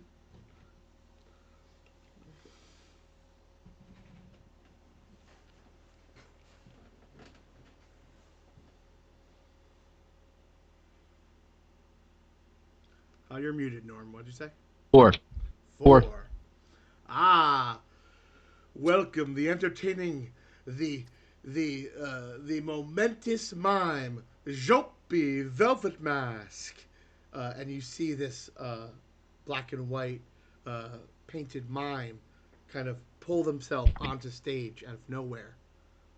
Looks around, frightened, scared. Runs up to a child who's up front in the crowd. He looks at him, does a peekaboo, and he has the child's face. The child frightens back, and the Jolpy tumbles backwards in shock, revealing a very weird, slanted, goofy, cartoonish face as it shifts and ripples, and he comes back to himself, and he puts on this show of like being chased and harangued and tripping over himself and occasionally wearing people's faces and making masks of joy. If anyone wants, they can make me an Arcana or a Perception check if you're trying to like see what the trick is. Yes, Arcana. Perception. Sure. 27. Okay. 23. 27. There is no magic being done.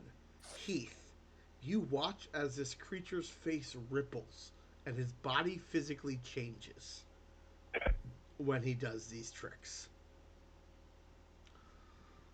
That happens for a little bit. As a little warm up, it gets the kids all into it. People are really having fun. Um, and then someone roll me another d10. Okay. Here we go. Oh, deep. No. Nope, I messed this up. Somebody else roll D10. I got you, boss. A 1. A 1. Haha. Now, again, appearing is the resplendent. She goes, you may have seen, you know, an elephant's, bouncing on things, or an elephant bouncing a ball. But have you seen an elephant balance on this? Welcome, Chuffy Tumble Laugh. Uh, Rolling out of the circus is a loxodon, a humanoid elephant, running around on a giant ball around the circus, and at this point chasing the mime around, doing, flattening the mime, and then, going over. And again, it's a very simple but like fun antic. People begin getting into it. Yeah, this just seems to be a human elephant man rolling around on a ball. It's very it's what you would expect. All right, someone roll me another d10, please. I nominate Sam's tribute. Okay.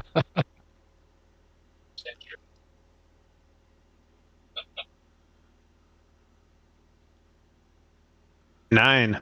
9. Uh, what would not be the greatest of all arts? And you see a giant owl bear riding out on a tiny tricycle. That's funny. And We fought those things before. you This sure have. is entertainment. Uh, welcome, Chirpy, and her incredible skills as she just does it on this giant Chirpy, chirpy, chirpy. just going around in circles. Again, everyone seems pretty entertained. All right, give me another d10, please. Do you think it's a mask on a bear, or what do you think going on there? I got an 8. Kevier's like, I don't know. I imagine it's just a really well trained owl bear. I just don't know how you train them. They're horrifying. Um, uh, the lights go dark, and up top, it's silhouettes in like a red stained glass, red lighting. Obviously, it's like some sort of whiskey bottle put in front of the lights or something. Uh, you see on one side, wearing a half mask, this angelic humanoid.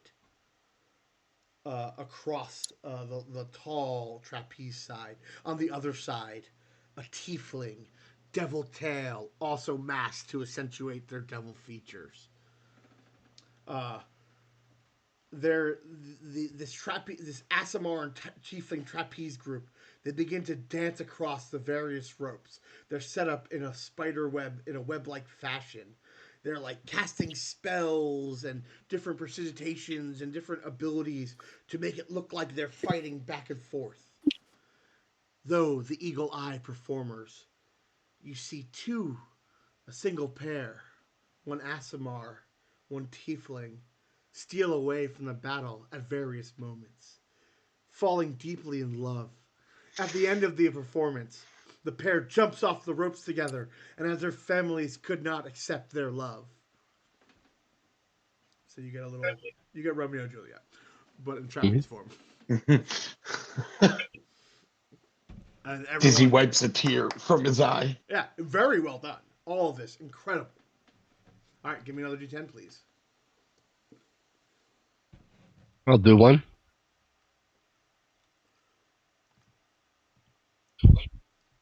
Hey, Give me a different one. huh? 5. Okay. You see a familiar figure head to the stage. You see Ashling dressed almost dressed in like tight leathers. Has a whip at her side. Um, she has like a jug on her in her other hand, and she begins doing fire breathing and fire whip tricks. Uh, Using her fire Ganassi heritage, as you know, the fire doesn't seem to burn her. She like whips it around her, catches it in the air, breathes fire here and there, and it is Ashling Embermorn, and everyone's like, "Oh, fire! Woo!" Kind of a little bit of a palate cleanser. Dizzy doesn't watch that one. He leaves the booth to use the facilities for that one. Okay, yeah, that makes sense. All right, give me another D10, please.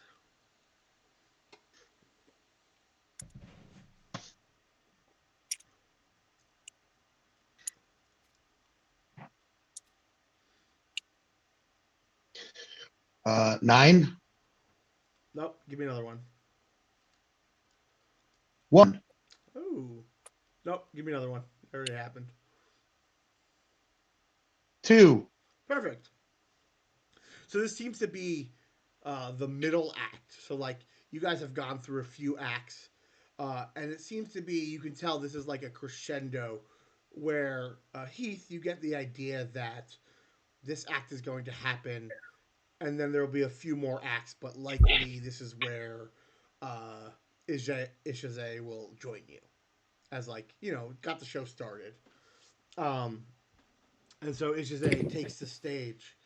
She goes, "I bring you an exotic tale, an exotic art form of magic from the ancient times. But first, I must recognize those contributors to the arts, and a spotlight hits all of you.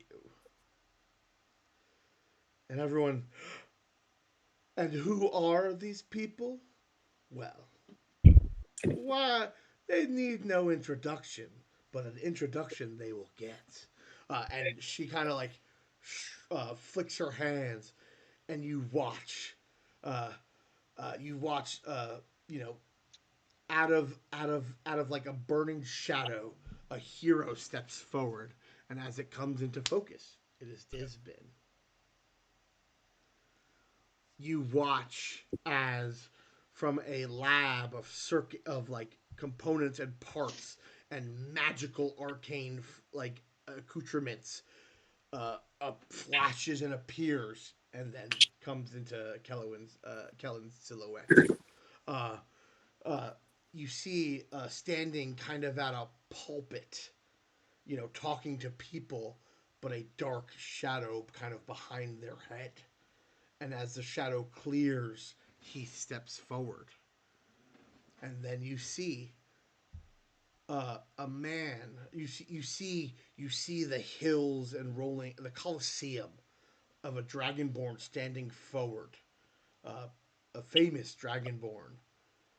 But then looking down and giving a nod, you see stepping out from ruins that weren't there, and then comes uh, Otisesh.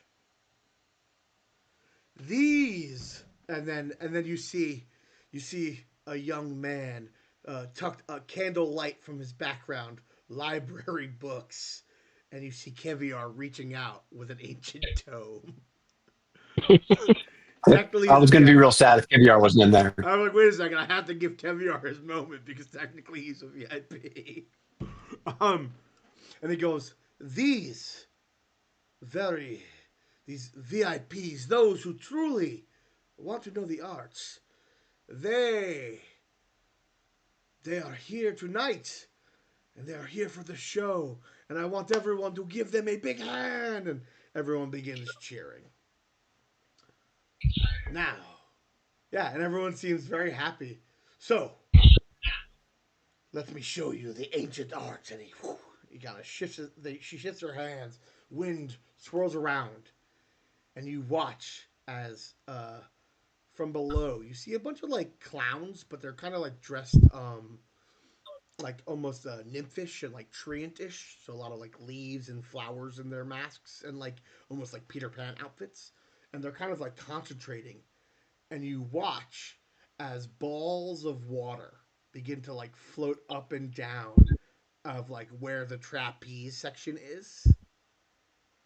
And then you see two people on the trapeze stands, and they run forward and they do a dive. And as they dive, one of them turns into like a silver otter, and the other one turns into like a let's say a black otter. And they kind of like do these dances as they hop in and out of these water circles that are above. Uh, they and so these two druids begin to wild shape and dance, jumping from one ball to another. Uh, they are enacting like it definitely feels like a love story, not a tragic love story, but like two intermingled of like perfect, like making the yin yang, of the otter shapes.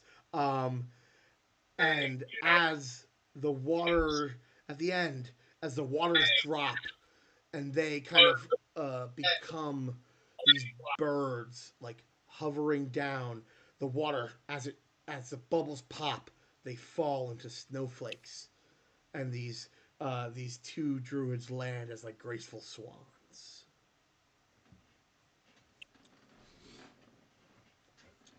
And at that point, yeah, everyone begins clapping. There are more acts that happen, but it is at this point that Ishize saunters hip first into your box. She probably stands at like 8.5 feet tall, almost like Titanic in stature.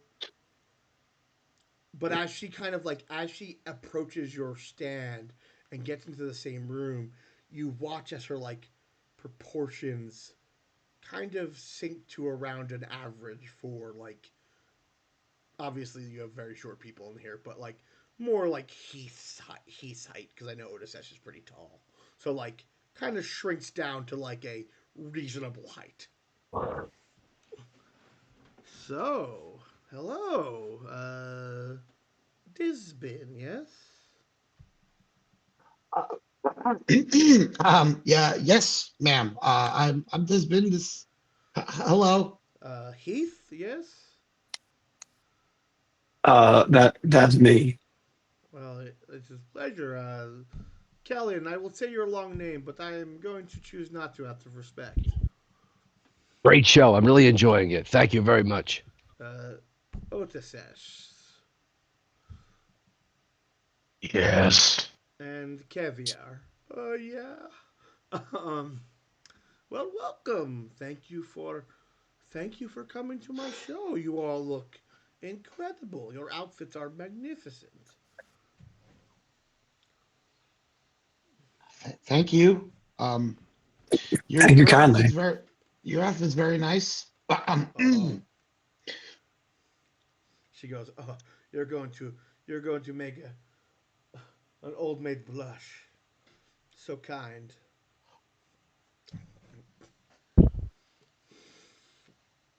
But come, I heard that. I know that you were promised a night you would not forget, and that you wanted to have a lovely evening with me. Uh, you notice on the stage a bugbear comes out. Something said about him being the strongest. He begins to juggle a halfling, a goblin, and a harangon. Impressive. Um, um, oh, Miss Ifsa, You can call me we saw Vista. your, You are here as my guests. of course, Miss. I so we found this, and I'll actually take out the faded flyer.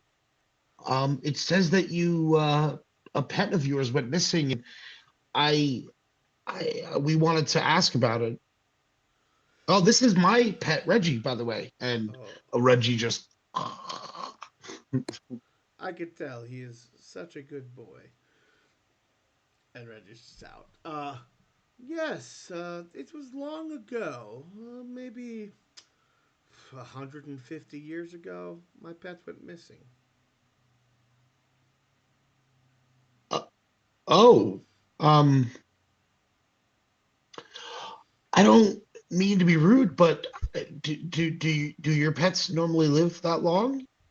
Oh, Amount of my pet is eternal. Oh, I miss little Cindy. She was so good. well, so we're in a bit of a predicament.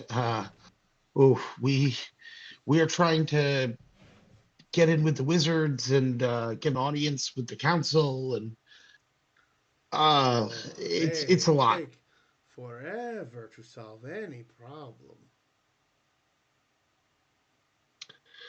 Yes, that is something we are beginning to realize, and well, we thought maybe we could help you, and And listen, I know that if I ever lost Reggie, it would weigh pretty heavily on me. I can't imagine what it would be like to have that wait for 150 years, though. Well, time is different for those of my kind, but I do appreciate your sentiment. Let's go somewhere a little more private. She snaps her hands, and you guys are in a lush, furnished couches, cushions, draperies all around. You do not see a roof or walls. Just in this lounge, but there is no carnival. It's just you and her. Everyone, make me.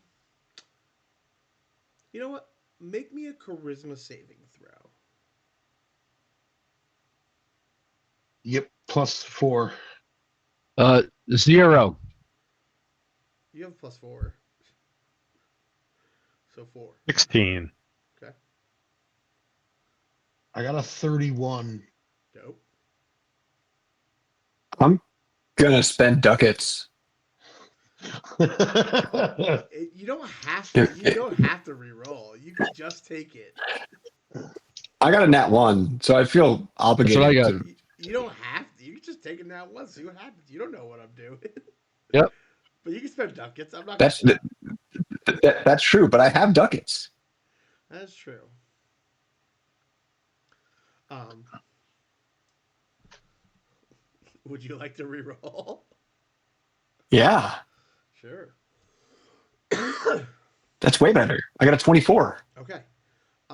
So Dizzy and Heath,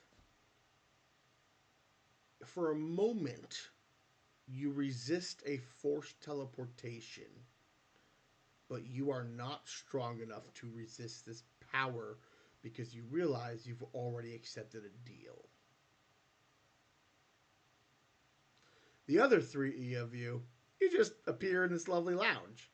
You two know that you are no longer on this plane of existence. Like you get a little bit of a tummy rumble as you appear here.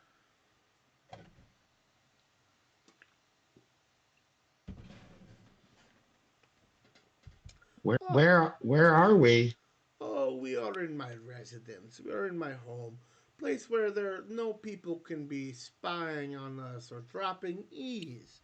I figured if we are going to discuss the wizards, you don't want them to overhear. They are very snoopy. Hmm. Makes sense. But I understand that people like you have desires. You have wishes that need to be fulfilled. My people, we often can grant those. But I would not do so easily. You seek this audience, you seek help. I might be able to help you. You have found a job that I put so long ago. And I do miss my little Cindy. So cute, so chirpy. And I could use the aid of some mortals like you. I think I'm missing something, Miss. So I certainly want to help, but I think we want to seek the wizards out of a sense of duty. As far as wish or desire, I don't know that that factors into it. Speak for yourself. I have wishes. I have desires. But we do have a mission. Yes, but listen, uh, your minutia, you desire your mission to be complete. You desire to speak to the wizards. It does not matter to me if it is some grand mission or it's because you feel like it. You need help achieving goal. I might have the tools and abilities to help those who help me. Um, I'm gonna look at Otis Sesh real quick, and like you see Dizzy struggling with something, and then he looks away quickly. All right, well, why don't you tell us about Cindy? Let's see if we're the right fit to help you. Ah, oh, Cindy, she was like, just a beautiful bird. And she kind of snaps, and you see a lovely, like, not, it's like it's a cage, but it does not seem to have a door. So it doesn't have like a closed door, but it seems to be a perch. That could probably fit a, let's find out. I'll tell you what size bird it can fit.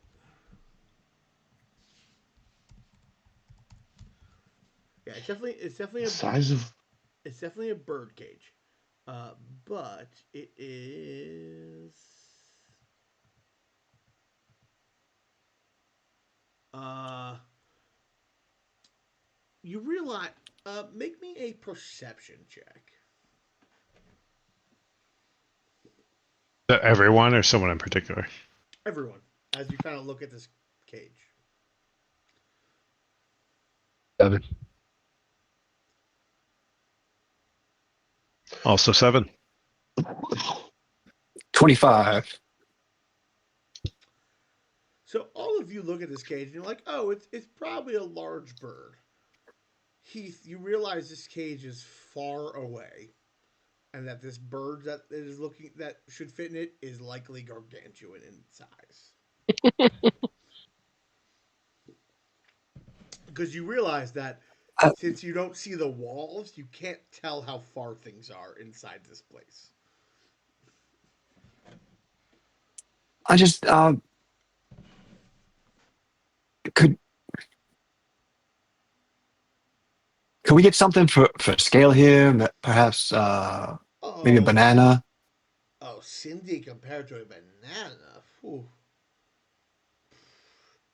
I would say Cindy is probably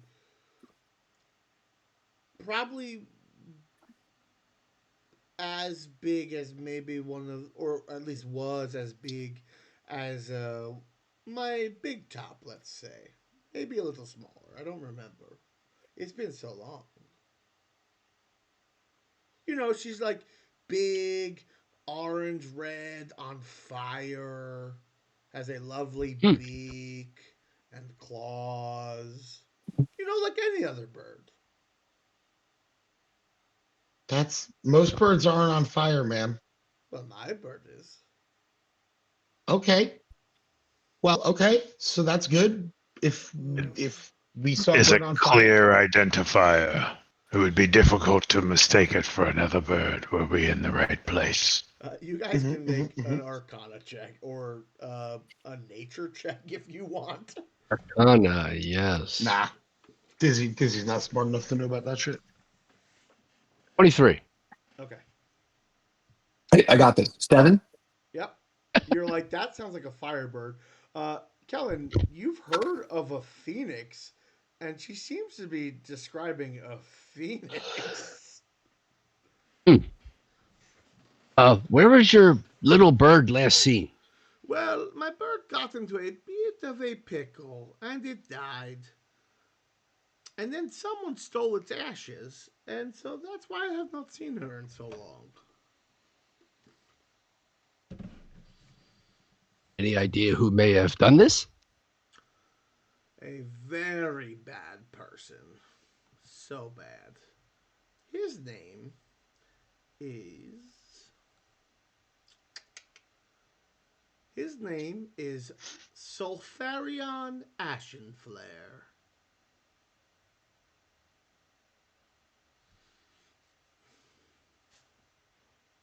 That So sounds very fire adjacent. Well, then you are quite astute. You know, he happens to be in a freet. One of Hmm. my rivals on the plane, near the plane of fire. Probably stole my bird because he's jealous. Or maybe I stole his bird from him so long ago I can't remember. But, point is, he now has my lovely Cindy, I believe, held hostage. Has he written like demanded a ransom or any such Oh, thing? so him and I have an agreement. So I will not go to the plane of fire or the node of fire. He will not come to the node of air or the plane of air. We And can. but mortal agents could do it, and he loves games. So maybe if you were to go for me and beat him and his mortals in a game, you could win back my lovely Cindy.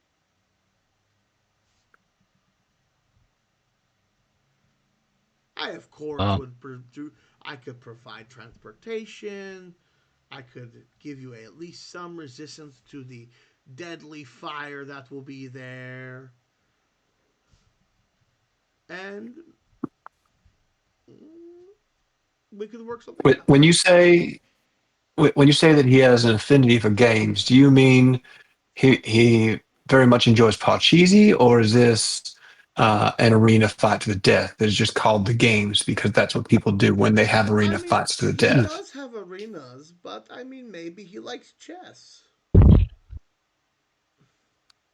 Is it death chess? We've played death chess before. Well, then you might have edge over other people who play death chess. I don't know what games you might be able to pick a game. I don't know. I just need this to happen. sounds like fun. You, Really? I Plane of like fire sounds fun. He said he That can. sounds. He said he can protect us from the fire. I'd love to see the plate of fire. I'm I mostly don't protect know you that from I the can do fire. this. He's not in the plate of fire. No, no, no. I can't protect you fully from the plane of fire. I can protect you from the basics of the plane of fire. But like I can't Well, that's protect fine. you. The rest. Are we going to the plane of fire? Or are we going to the node of fire, which seems like it's probably something similar to where we're at right now? Yeah, it's only in a volcano. That's fine. It's not fine. Um, I don't know if I can help you. Maybe my friends can. Oh, you can do Um, this. We really need you for this. Now, do we? The question is, do we do this before or after we take care of the rock situation? I don't know. I don't know. I Listen, don't I don't do good fire. how about this? You don't have to answer me now if you want to do this. But if you need help with your wizard problems, I'm pretty all powerful when it comes to certain magics. You've seen my carnival, you've seen illusionary lights. It is up to you. But I'm not saying you have to get back to me today. But I will give you a week. You have 10 days to tell me your answer. If you speak to anyone of our conversation, I will know and I will do horrible things to you for my own safety. Because there are powerful wizards here that I don't wish to deal with the repercussions of.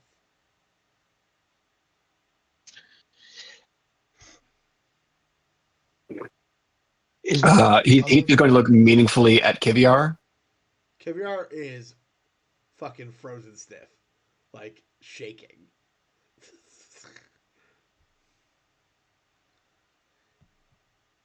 I can also erase your memory if you need to forget this ever happened. then how would we know to come talk to you? He kind of, she seems to look at where Keith looked. Ah, Yeah, that might be a good idea. Caviar, why do you not enjoy the show? and you watch she kind of snaps her hand, and Kevir disappears. He'll just remember that he had a great time with the rest of the carnival. The conversation we are having, he will not remember. Just don't remind him of it. That's probably for the best. So, as much as we need to speak to these wizards, and we do, he- I it sounds to me like you have power with a capital P, and you can do things most mortal magic cannot. We might be in a scenario where we need the help of more than mortal magic. Um, is there a way? I don't know exactly what I'm asking, but can we ask for more than just get us in front of the wizards? Oh, sure. I mean, if you can get me back my sweet Cindy, I I think I would be able to agree to a grand boon and a major boon and a minor boon. I think my minor boon could do a little bit of trickery and manipulation, maybe to help you in your wizard troubles. And my major boon is something that not many people have. That's kind of what I'm counting on. I just don't know if I can. Mm, okay. Well, Miss Ishissa, this is a lot to think about. Um, we have several jobs that we need to pursue, and I guess we will speak to you soon. Sure, you have a week. You have 10 days. Please, is there anything else you need of me?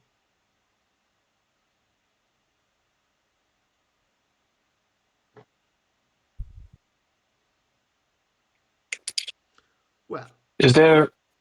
yes, yes, go ahead. No, I I think I'm all right for now. I'll ruminate. All right. Well, enjoy the rest of the show and have a great night. It was so thankful for your patronage.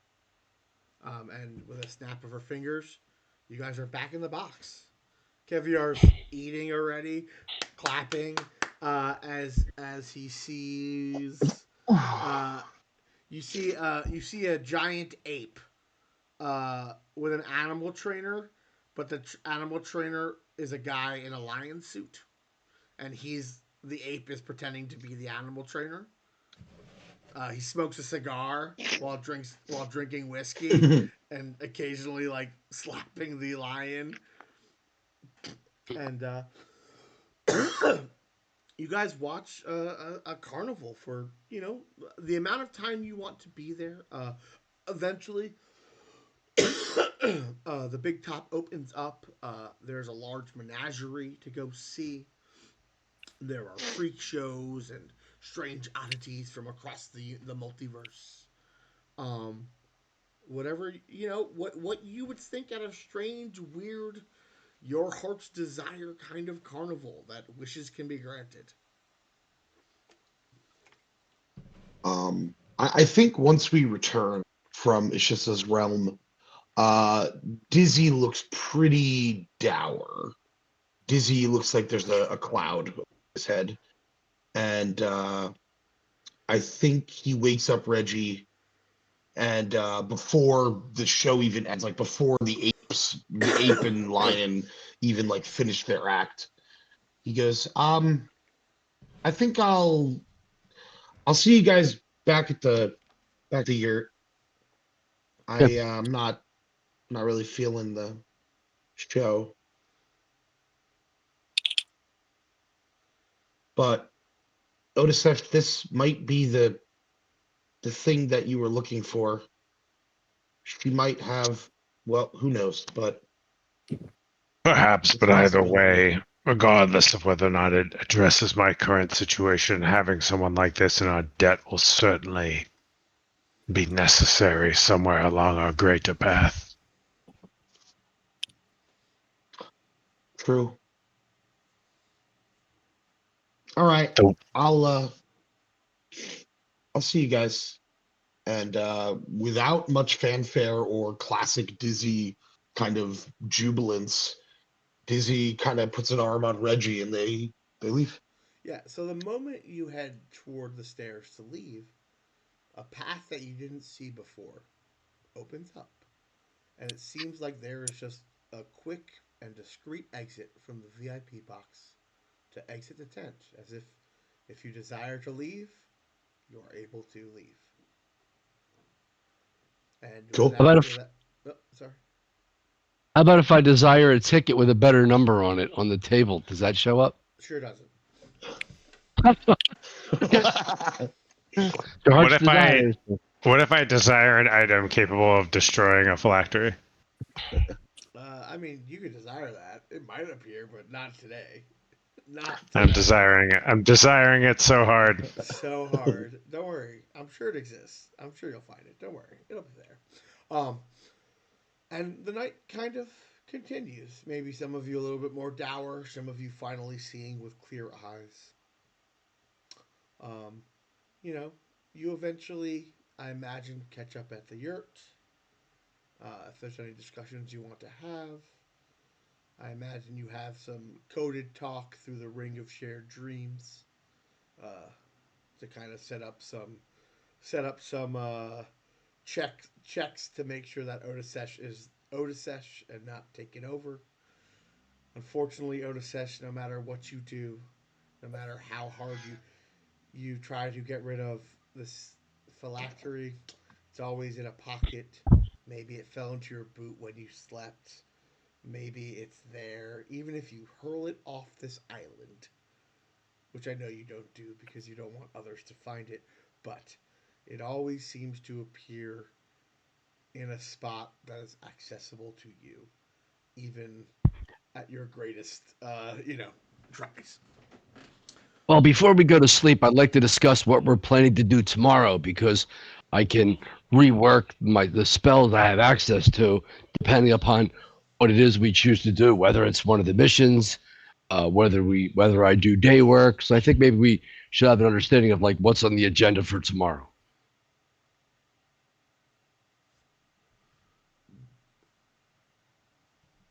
I mean, that's the question, I guess. Like, so here's the jobs that I have. We can go after the rocks with Bansbeth.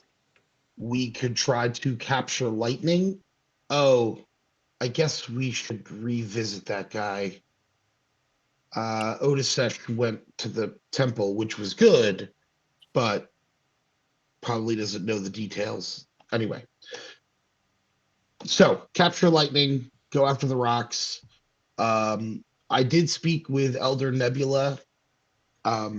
Apparently, there's been some harpies harassing people, but she doesn't know their location.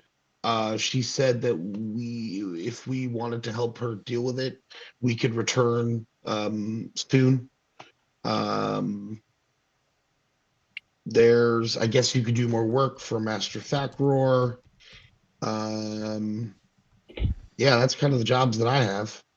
Um, I mean, to me, it sounds like the most lucrative or the most immediately beneficial is going after the rocks.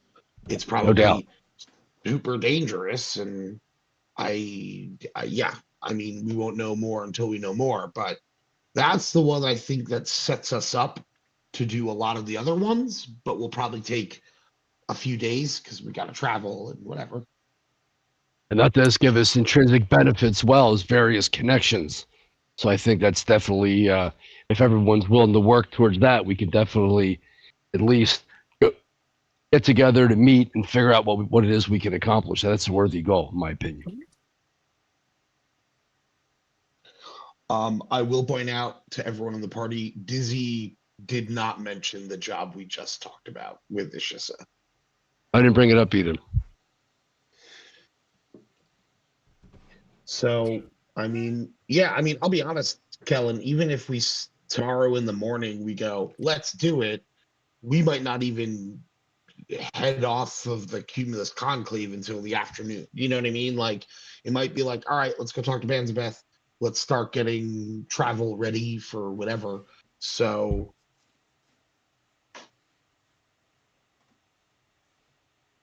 I understand.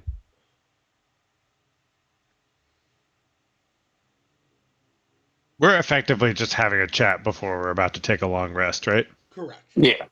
I'm gonna upcast Cure Wounds into the phylactery. Okay. Yeah, so you kind of like sit as you're talking and you call upon your faith, those part of you have been shaken, you still have the power, and you cast this spell of healing into it, and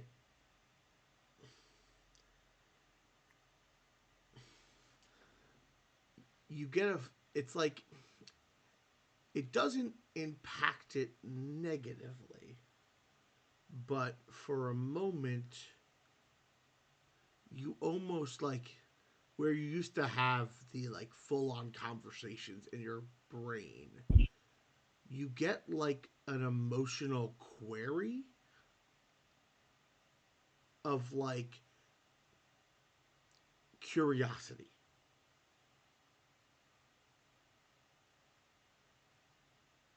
Like it doesn't understand what you're doing or why you're doing it.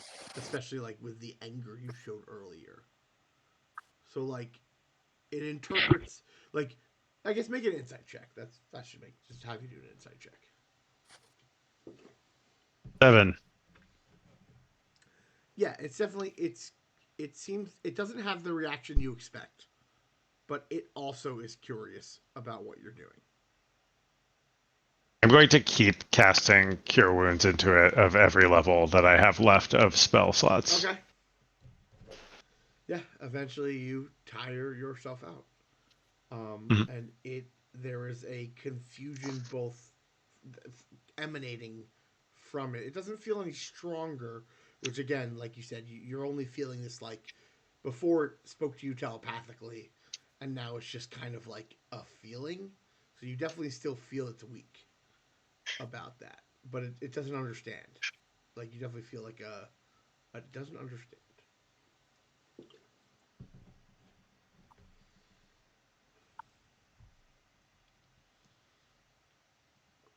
All right. So, you guys make your plans for tomorrow, and I think that's probably a good place for everyone for us to stop tonight. Okay. nice. Got your sweet little carnival and all that fun stuff.